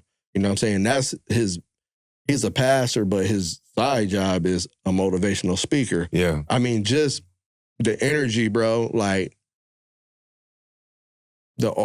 his energy when you're around him, like, you just can't, you just get hyped, like, bro, like, let's go. You feel me? Like, I don't know, man. His energy is just different because, like, after Pastor Jesse passed away, I was going to church every Sunday. So after Pastor Jesse passed away, I just was like, I'm just going to do online church because I'm like, I need to find another church home. You know what I'm saying? My pastor passed away. I was real close to him. But so I was doing a lot of online, and I did this for like a year and a half almost. Yeah, like a year and a half. And so my mom was like, you actually need to, it's good that you're doing what you're doing, but eventually I don't want you to fall back into your old lifestyle because, like, you doing church, but it's a difference between watching church and being inside a church home. Mm-hmm. I still don't understand that part yet. Because I'm like, if you watching it at home, your spirit's still getting fed. You know what I'm saying? You're just not in the house of the Lord. But I'm spiritual, but I'm not deep into it like that yet. I'm still learning. I'm still a baby at it. You know what I'm saying? Me and God got our connection, and he's showing up and showing out in my life. Yeah. You know what I'm saying? He definitely blessing me, but I'm still giving him time. Like, I learned if I don't wake up at 3-4 o'clock in the morning and give God like an hour and a half, 2 hours of just reading the word, praying, you know what I'm saying? If I try to do that after I wake up at like 7-8 o'clock in the morning, it's too much going on. It's too much distraction. You know what I'm saying? Like, my wife work from home, she on the phone. My daughter work from home, she on the phone. My work phone might be going off. People texting me. It's just, I can't focus on what I need to focus on, that one-on-one time with God. You really get that like in peak hours, like 2 o'clock, 3 o'clock, 4 o'clock, 5 o'clock in the morning. Anything after 7 o'clock in the morning, if you a family person, you got motion, like it's a lot of distraction where you can't, like, it's in my life it's proven, because I done tried it, where I was like, nah, I'm gonna stay in bed till like 8, and then I'll get up and I'll go read the word. You know what I'm saying? But I'm at the table trying to read the word, trying to have coffee, but I hear my wife in the background talking on her call, or, you know, the dog, like, it's all like something going on my phone. Somebody texting me, and I'm like, yo, it's true. Mm-hmm. Like, whenever I wake up at 3 o'clock, 4 o'clock in the morning, I go to the kitchen table. Nobody's texting my phone. Nobody's calling. Everybody's asleep. It's peaceful. It's crazy because, so I told you I got real close to Pastor Jesse. He was the man. He was the head pastor. So he didn't really have time to like spend a lot of one-on-one time with me. But for some reason, he knew I needed that. Like, he knew, you know what I'm saying? He knew what I had going on, where he was like, yo, you need to be close to somebody. So he hooked me up with, I don't even know what he was in the church. He was just like, I don't know if he was a deacon or what. His name was Robin. So he was like, man, I'm gonna hook you up with Robin. You and him get tight. You know, if you need anything, I'm one phone call away. But he was like, man, to be honest, I even though I love to meet with you, I'm the head of the pack. Like, I'm going to hospitals praying for people. I just don't have time to give you that you need. So, but Robin does. So he hooked me up with Robin. Me and Robin, we got real tight, and it was a prayer. Like, I asked Robin, we talked for like hours one night, man. Like, when we first started talking, we was at the church, and we got there probably at like 7. We didn't leave till like 3 in the morning. His wife was blowing him up, like, where you at? Where you at? He like, I'm still at the church. So I don't even remember everything we talked about, but the one thing I do that stuck with me, it's crazy, man. He told me, he was like, do you know how to pray? Or do you know how to pray, and what you praying for? And I'm like, I mean, I don't know. I pray. You know what I'm saying? I don't know if I'm praying right, but he was like, tonight, do me a favor. While you praying, ask God to change your heart. That's the prayer. You ain't got to pray for nothing else. Just ask God to change your heart. I was like, all right, bet. I got you. Anything other than that? Anything specific? No, like, how do you start the prayer? Like, pretend you're doing it right now on camera. I'll do it tonight. I mean, yeah, I was just like, God, I'm talking to you. Can you please change my heart? It's a lot of things that I want to do in life. I don't know if I'm living right, but I just know I guess I need my heart changed. You know what I'm saying? Just change my heart, my thought process. And I was like, amen. When I right on my dad's grave, man, on my sister's grave, on everything I love, when I woke up the next day, I felt relieved. Like, I felt clean, correct? Like all the pressure I went to bed with, it was like I woke up and I felt like I weighed like 100 pounds. Like, literally, bro. Like, real talk, everything I love. When I woke up after I prayed that prayer, like, I was like, man, I feel different. You feel me? And I'm about to I text started my wife. thinking different. I started thinking different, acting different. Like I said, my thought process was like the way I was moving. It was like the decisions I was making, like everything was just like different. You know what I'm saying? And it's praying for a change of heart? This change in my heart. This change your heart. Okay. Yep. This change your heart. Yep. And the other thing I prayed for that I never had was patience. How's your patience now? I got mad patience. I'm super patient now.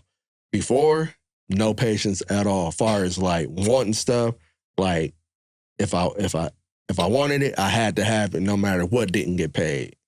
Now, people don't do it. I don't need to do it, but like putting stuff on layaway, I'll put something on layaway if I want it, but God blessing me where I don't, you feel me? Like, I don't even know if people even put stuff on layaway anymore. I don't know, but there's like the payment plan, like with Afterpay, Afterpay. So, Klarna. but you get that right now. Yeah, though. yeah. That's the thing. You get that's one thing, bro.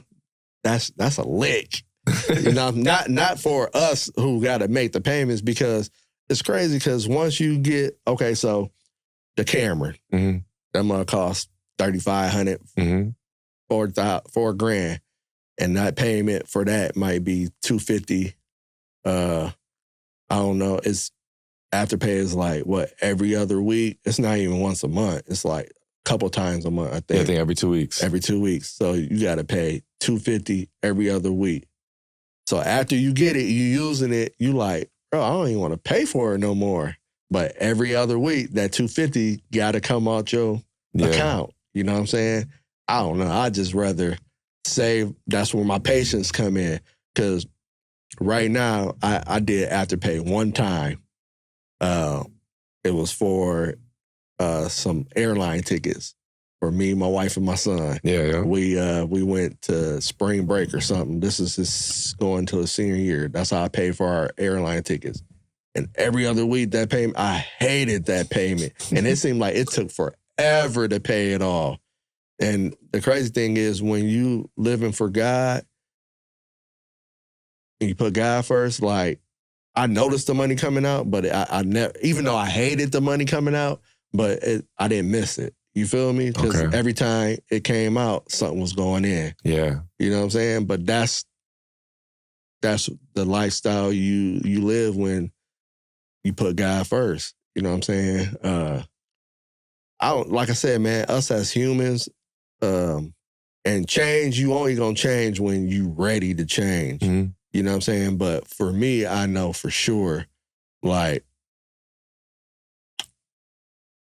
God is number one. Like I said, literally everything I prayed for in 2020, like, he's showing me, like, I'm living it. Like, I prayed to be around millionaires, not to beg for their money, just to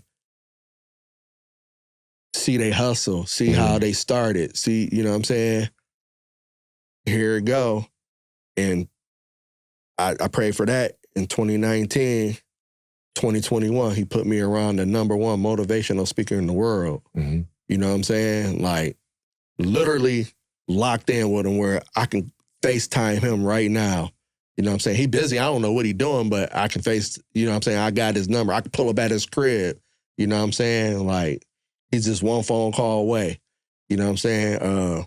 He plugging me with other millionaires that's hopefully about to help my business. But one thing I do say, I say that to say this: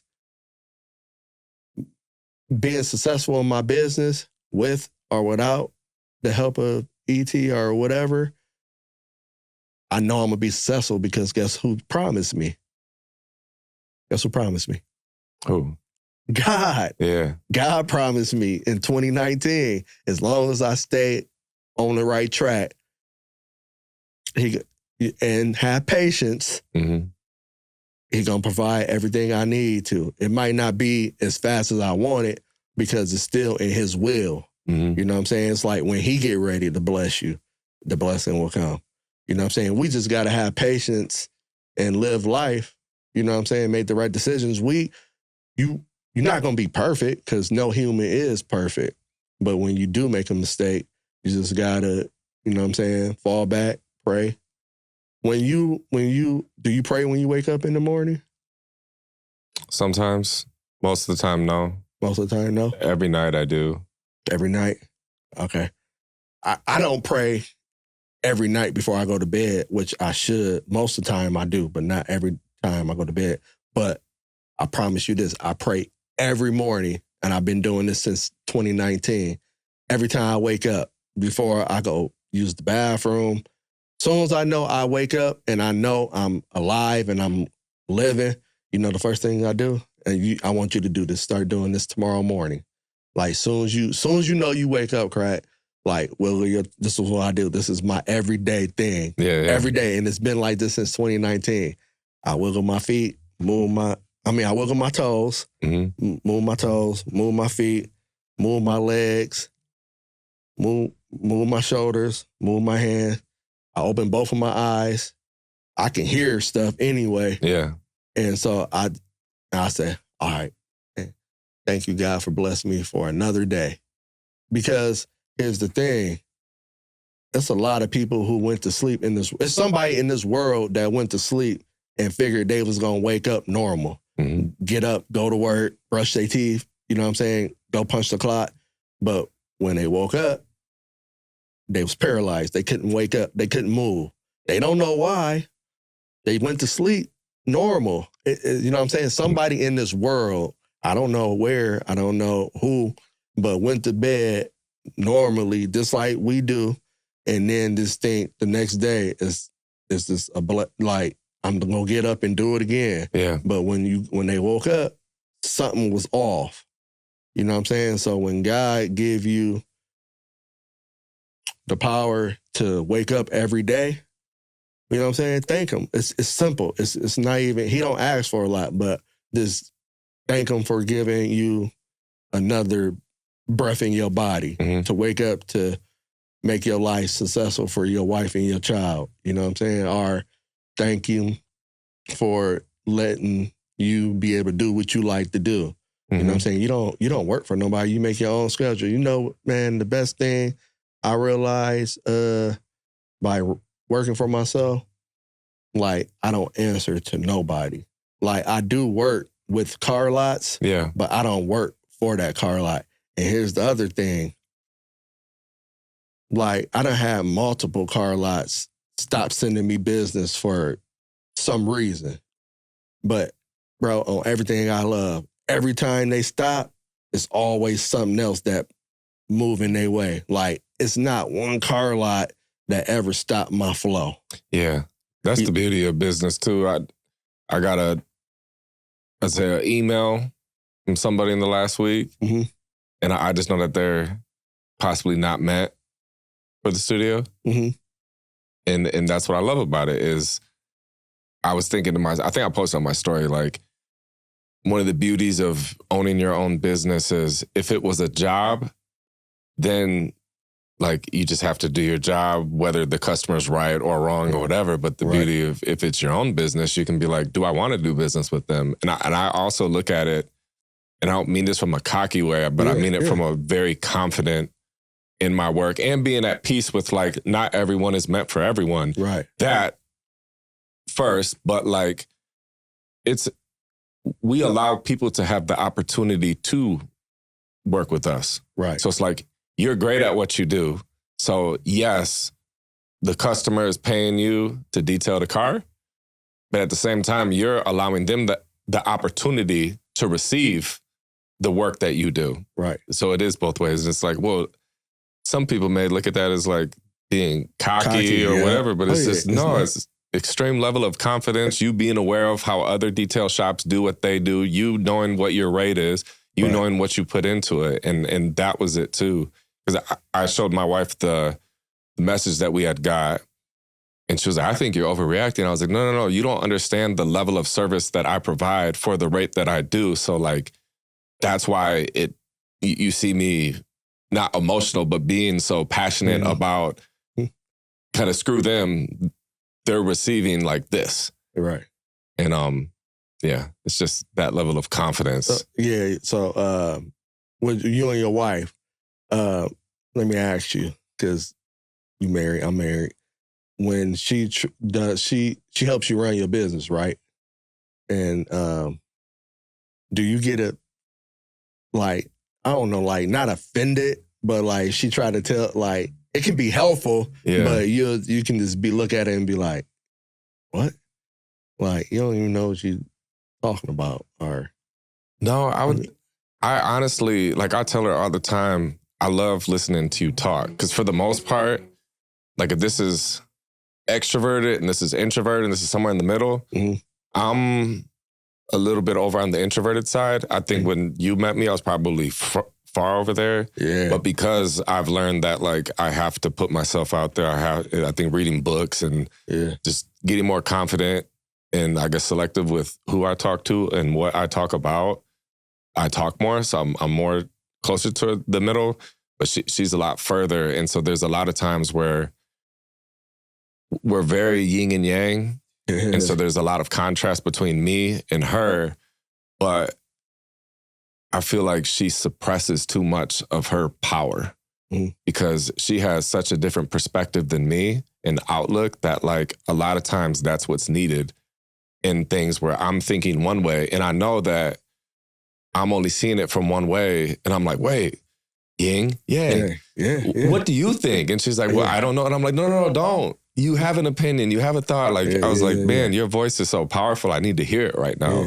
And so I've been kind of pulling it out of her and I take it well too, because then I'm thinking, and I talked to another friend, shout out to Miles.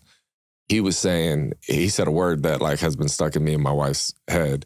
He said, that's the programming. And what he means is, because I was venting to him about this, like, because he was saying, bro, you're very, I don't know, like, high output, very high performing type of person, like, just lots of work ethic. And that's how Miles' wife is. And then Miles is more like my wife. And so he was saying, here's a perfect example. He said, he'll get on his shit for 4 to 5 days. And he was like, that's my capacity. And then I fall off. And then I'll get back on it and I'll stay for like 3, 4, 5, maybe 6 days. And then I fall off. But he said, meanwhile, with my wife, she can go 30 or 40 days straight. But you have to see this way, Crack, like, we're different people with different capacities. So he said the same thing with you. You're probably closer to how my wife is. And you maybe can go like 40, 50 days. That's your capacity. But her capacity might be 3 or 4 days, which is what we found. But yeah, no, I actually love the input. And I think I see value in the input so much that, like, I constantly ask, like, even after this, I'm going to ask you, hey, let's walk on the street. What do you see that I don't see? Like, from what you see on social media, what things do you think I should, we can even do it right here, right now, like, to give me some free game, some feedback based on what you know about me from these years. Do you have certain thoughts that you're like, man, I think Crack should be doing this, or I think he should be doing less of this, or what advice would you give me that you see? I don't know your lane, man. I just know, I can tell you this.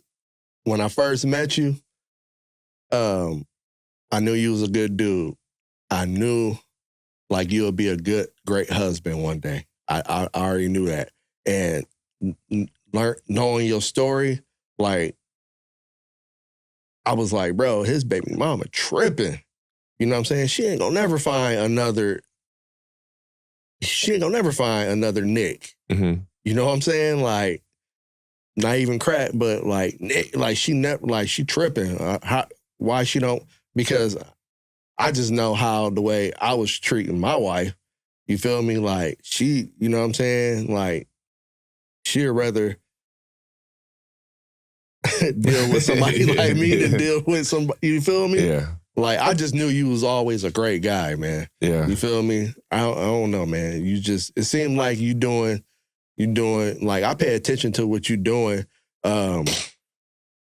Like, I didn't really know what you was going through when you said you was gonna close the studio. I actually just thought you was just seeing like how much love you had out there. Um, I'm real big on vibes. I can. It's crazy because when, like you said, when we talked off camera, how you was telling me, you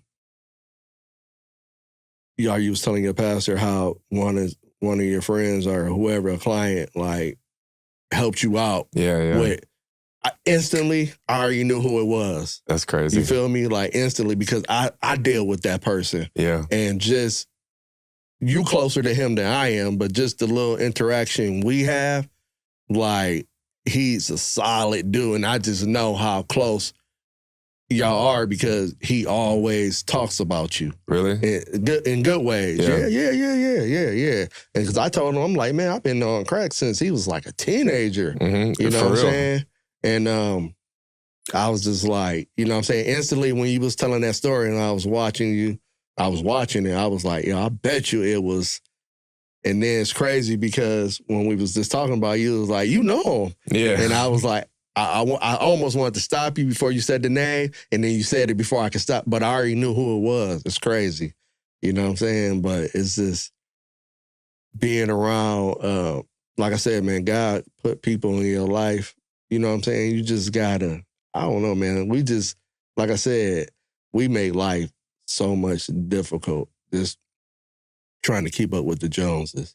But I can tell anybody that's wanting to start a business, are scared to start their business, like either you're gonna be a 1%er or 99%er. The 99%er is the regular. Ain't nothing wrong with being 99 because everybody don't have that 1%. You feel me? Like you got to be built different to be that 1%. 1% is you're willing to take risks. You're willing to, you know what I'm saying, go all in. Like I'm pretty sure, like with me and you, it's been plenty of nights when you was making beats, you was up all night making beats. And then, like, you only went to sleep for a couple hours and you woke up to making more beats. Like, you stayed in the studio 7 days a week, all day, you know what I'm saying? Like, even when you wasn't making beats, you was thinking about making beats. It's like me detailing cars. Like, I can go on vacation and be gone for like, 3 or 4 days from the shop. But every day while I'm on vacation, I'm thinking about something about detailing. How can I do this better? Or how can I get better with this? Or how can I make this faster? And then by like the second day of vacation, I'm like, I'm ready to go back to work. Like, I'm enjoying myself, but I kind of miss. Yeah. You know what I'm saying? Like, I miss work. You know what I mean?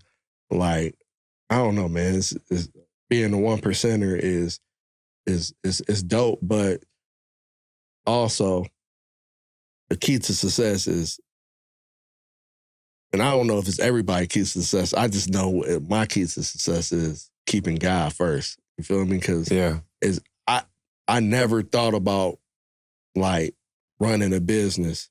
You know what I'm saying? And then the crazy thing about running my business is just off of Blessed Hands car detailing, it's going to be a lot of more businesses opening up. You feel me? This is going to be the main, it's like Blessed Hands is the main artery to a restaurant or a daycare or a home design. That shout out to everybody that I'm close with. That's little stuff that I know the people that is close to me what they like to do. And one day I'm going to be able to provide something where they're going to be able to start their own business. You know what I'm saying? Like, for instance, yeah, God is dope. You feel me? Like, I always, like, Lansing's a dope place to be. Don't get me wrong. I love Lansing. Lansing's home. But I also want to be in a bigger city. Like, I hate the weather here. I've been here my whole life. I hate snow. I don't like 4 seasons. I want sun and hot all year round. Yeah. Yeah, you feel me? That's what I want. And then when it is cold, like 50 and sun out is that's great weather to me. Mhm. You know what I'm saying? For somebody in Florida or somebody in Texas, they like, ooh, it's cold. But to me, 50 and sun, bro, I'm out killing the game detailing. Mhm. You feel me? That's light work. That's easy. You feel me? Give me a hoodie, a hat, maybe some gloves. Probably not even gloves. I don't even need that. Like, I'm going to kill them. You feel me? But I also like running the business. I don't know, like, if you go through this, because my business and your business is kind of different. So, like, mine is never finding work for my shop. That's the easy thing. You know what I'm saying? The hard thing is finding good employees to run the shop because I got a high standard. Mhm. Like, I always, like, you got to stay at the high standard. You ain't got to be as good as me, but in order to be at my shop, you have, if I'm at 99.9, almost 100%, my employee got to be at least, I want them at least 90%, 85%, at the lowest 75%. But that's, to me, that's too low. 75% is too low. Yeah. Because at 75%, I'm still having to check over your work. I don't want to have to check over your work. If I'm paying you to do a job, just, you know what I'm saying? Like, Yeah. and we all human, because even me being at 100%, I messed up before. You feel me? Like, But all of your messing ups have led to you creating that standard. yeah, You know what I mean? yeah, So for sure. one thing I learned recently about standards is standards aren't the goal to strive for. Standards are the bare minimum that you'll accept. Mhm. It's like that's what the bottom is. As in, because a lot of people aim where it's the opposite, where they aim for, like, the goal is to try to get to the standard, but it's, you know, we might aim at 70 or 80. It's like, no, this is the bare minimum that's tolerated here, Right. is this.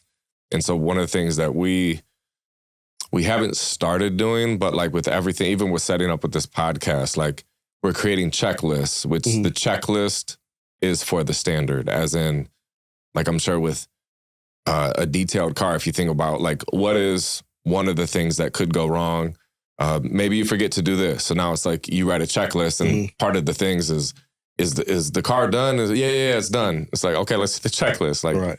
you didn't check this box, you didn't do the tires, or you didn't do the vacuum or the shampoo or whatever, or this is Right. still, yeah. So creating those like checklists is, I think, all of 2026, because I want to grow more.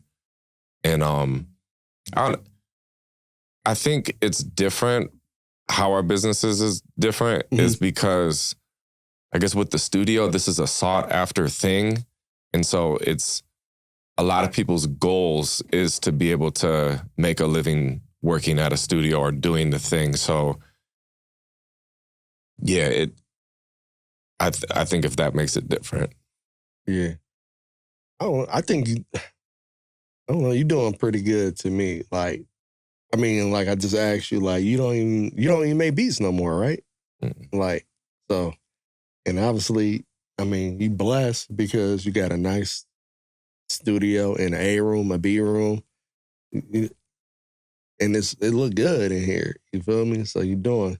Well, I think that something right. the bigger calling is to build the studio. Like how you said you were in the backyard and cutting the tree, and then you felt you had that conversation right then and there. Mm-hmm. And then now you're like, it was real. It happened. It wasn't just in your head. It wasn't a coincidence. Like, it's a real thing that you could actually feel, to where like the person that you talked to, they said, oh, you'll know. That's how I feel with like being called to build the studio.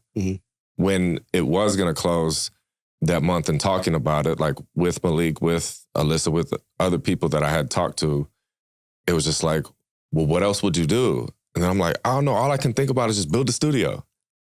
You know? So that is the only option. And when I would try to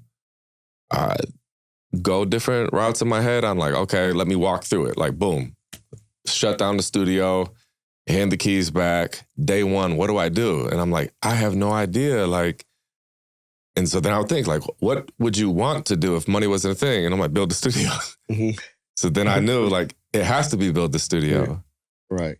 Yeah. I'm like, I do. The crazy thing is, I kind of remember you going to get a factory job years ago, and I'm like, yeah, I don't know what you'll do because that's the only thing I known you to doing is making beats, making beats. Like even when like I reached out to you months ago about like renting your space to do a podcast, and you was like, yo, I'm not like I don't even do studio time no more like that. You know what I'm saying? Like, I'm like, He's like, yeah, I'm just making bread, doing videos and stuff like that. I'm like, oh yeah, boy, growing.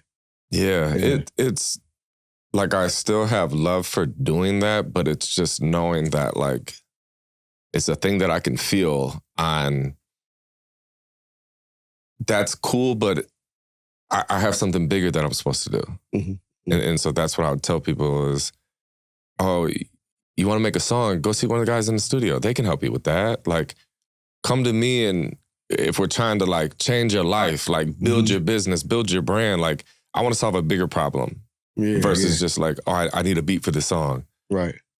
And that used to be a problem that I loved solving, but now that I've like, I guess just been exposed to more, I can't unsee it. Yeah. And so now I'm just obsessed with it. And now it's exciting. Like how we were talking about Chris and Jerry's Automotive. Yeah. Like the fact that when I met him and then the whole history of 60 to 70 years in business, family owned and operated, his grandpa started it. Yeah. And I'm hearing all that. And I'm like, okay, if you were to pay me to do any video for you ever, the one video I think it should be is like telling the story of your business, your brand. And that's a one-time thing. So if it's a financial thing or budget, whatever, this is a one-time thing. But if you ever have me do a video for you, let it be that video. Right. And so like we started there, but then now looking back, because it's been about a year now, about either like 11 or 13 months, somewhere right around a year. Right.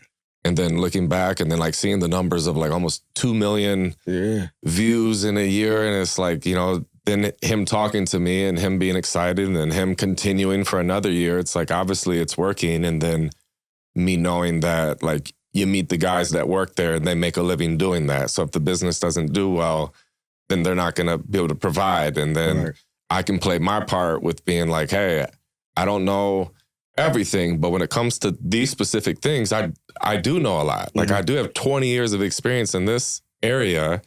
So yeah, it's more fulfilling. It's making a bigger impact. Right. And then like with building the studio, it just got to signing up for this place, which was like 5 times bigger than the last studio, which was just a room, a recording studio. Right. The overhead is, 5 to 6 times more than what it used to be. Right. And so then seeing the vision, so I have like visionary tattooed because I do believe I have the gift of foresight, seeing the big picture, seeing down the road, seeing I get macro versus the micro. And once I seen it, it's like I can't unsee it. And then now, like I said, I feel called to, it's like, boom, here's this vision. You see it. Not everyone has to see it, but like you see it, you believe it, you feel it. Now you can go out and achieve it. And so then when I was, I don't mean sitting in the studio like it's a bad thing because that was like keeping the studio afloat, but I'd be sitting in the studio damn near all day doing sessions. And so then when people would come in and be like, man, you got so much space, you could do this. And all I could think about is, all I want to do is go build it, but I can't because I'm just sitting here doing the sessions right now. And so it's like, yo, somebody's got to build this place. Somebody's got to, hey, what do you charge for photo shoots and packages? And I'm like, it's still on the to-do list, but I'm doing sessions. I'm doing sessions. And I knew, man, I'm using one of the rooms in this whole place. Like in a perfect world, I could clone myself and I'll stay here doing sessions all day. But then the other version of me will keep building the place. And so it's been a roller coaster because of stepping down from, that was a decent amount of money a year from me just doing the studio time. And so I'm like, taking that off of my plate so our income instantly is boom. Right. And then to build it, you know, like you need money to build it. So now I'm like, okay, I only have so much time. So I have to make the time that I do commit to working have the highest leverage possible. And then I was reflecting, being like, I make the most money whenever there's a camera in my hand. So I need to focus on this to help the studio. And like everything ties back together with where I was walking you, giving you the tour of the studio. I'm like, oh, I want to build a booth here. I want to build an island here. We want to do this, this, and this. And it's like all those things cost thousands of dollars. Yeah. And, you know, I'm still paying for a lot of stuff. Like these chairs are probably financed, like the monthly, every 2 weeks and stuff like that. That's what it is. But, and maybe I do need to learn more about patience and whatnot, because I get excited and I like seeing the physical proof of progress, you know? It's one thing to know that you're building stuff or doing stuff on the website or figuring out a package or solving a problem that has been ongoing for 6 months on a whiteboard and you solve it, but it's so much more satisfying to see like a physical growth, like buying a table or putting lights on the walls. And it's like, oh, that's physical, visual proof of progress versus just like a belief of progress, knowing that you're making some changes and solving some problems that need to be solved. Yeah. Do you got patience? Not. If this is none and this is a lot, closer to the bottom than the top. Yeah. Just pray for it. Yeah. Pray for patience. I had no patience, man. None at all. And I prayed for it.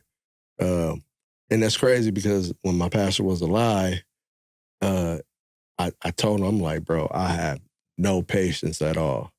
And that's what he told me to pray for, patience. So, I mean, let's pray for it. Yeah. Pray. Do the morning prayers every morning. Be thankful that he giving you another chance to be able to do what you love to do. And a lot of people don't get that opportunity. But you, I think you'll be good, man. You always had a good vibe on you. You know what I'm saying? I think you'll be good. Where can people find you online? You said what now? Where can people find you online? Oh, to connect. So here's the thing. I do have a business page. I don't check it a lot. I'm working with somebody else about like separating the business and the personal. Okay. You know what I'm saying? Right now, you can find me. Easiest way to find me is on Facebook. Brian Bless Hands Windham, something like that. Okay. I don't know, something like that. But if you Google Bless Hands car detailing, it'll pop up. And all my information is right there. The number, I think the links for the Facebook and all that, Instagram. But most of my referrals come from my personal page anyway. Okay. Or word of mouth. And people just like, hey, call, you know what I'm saying? So I do need to separate business and personal. And like I said, I am starting to work with somebody on that. We had a couple meetings about it. And I don't know, man. I like using my personal page for my business page because it's like, I don't know, you see everything. I mean, you see everything. You see me build my business. You see me, my family. Yeah, the personal brand. Yeah. It's just everything ties in one because I go so hard in my business. Of course, I want to be successful, but one of my main goals is like, I love my daughters to death, don't get me wrong. And they both got different kind of passions. But like, I don't want my son to have to go work for anybody. You know what I'm saying? I want him to be able to, like, he know how to detail. So I want him to be able to come run Bless Hands car detailing one day if he wants to. Oh, okay. You know what I'm saying? Like, I don't want him to ever have to go get a job making somebody else a millionaire. So, like, unless he's doing something like, well, he wants to go to the NFL. Mm-hmm. But I just heard today, a motivational speaker said he just found out when he got injured, NFL stands for not very long. Mm. No, not for long. Not for long. Not for long. Yeah. And that's true. Like, that's a combat sport. You feel me? Like, you got MS, you got, you know what I'm saying? So how long can you really play that sport? Like, you know what I'm saying, is not hurting your body or your mind. So you make a lot of money doing it, but you also got to have something in your bag that you can fall back on. So, like I said, I always, you know what I'm saying, Blessed Hands is like the main vein to a bunch of other businesses I plan on doing. But like you said, I can only do so much growing with me being inside the shop. I have to get out in the world to go promote. Mm-hmm. You know what I'm saying? People like, network. Yeah. So I got to have, at the end of the day, that's how I pay all my I don't have like an investor. I don't have, you know what I'm saying, a big, huge company behind me. So in order for me to make money, I have to clean cars. Mm-hmm. And you know what I'm saying? Just I need good employees to help me grow. That's what I tell my guys right now. I'm like, man, just stay patient. You know what I'm saying? Like, you can make whatever you want to make, but it's up to you.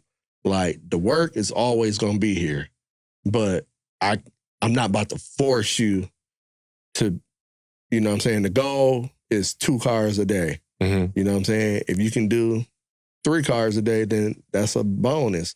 But if you only do 1 car a day, that's also, you know what I'm saying? Yeah. Like, that's, the goal is 2 cars a day to make good money. Yep. If you do 2 cars a day, at the end of the week, you'll make really good money. Okay.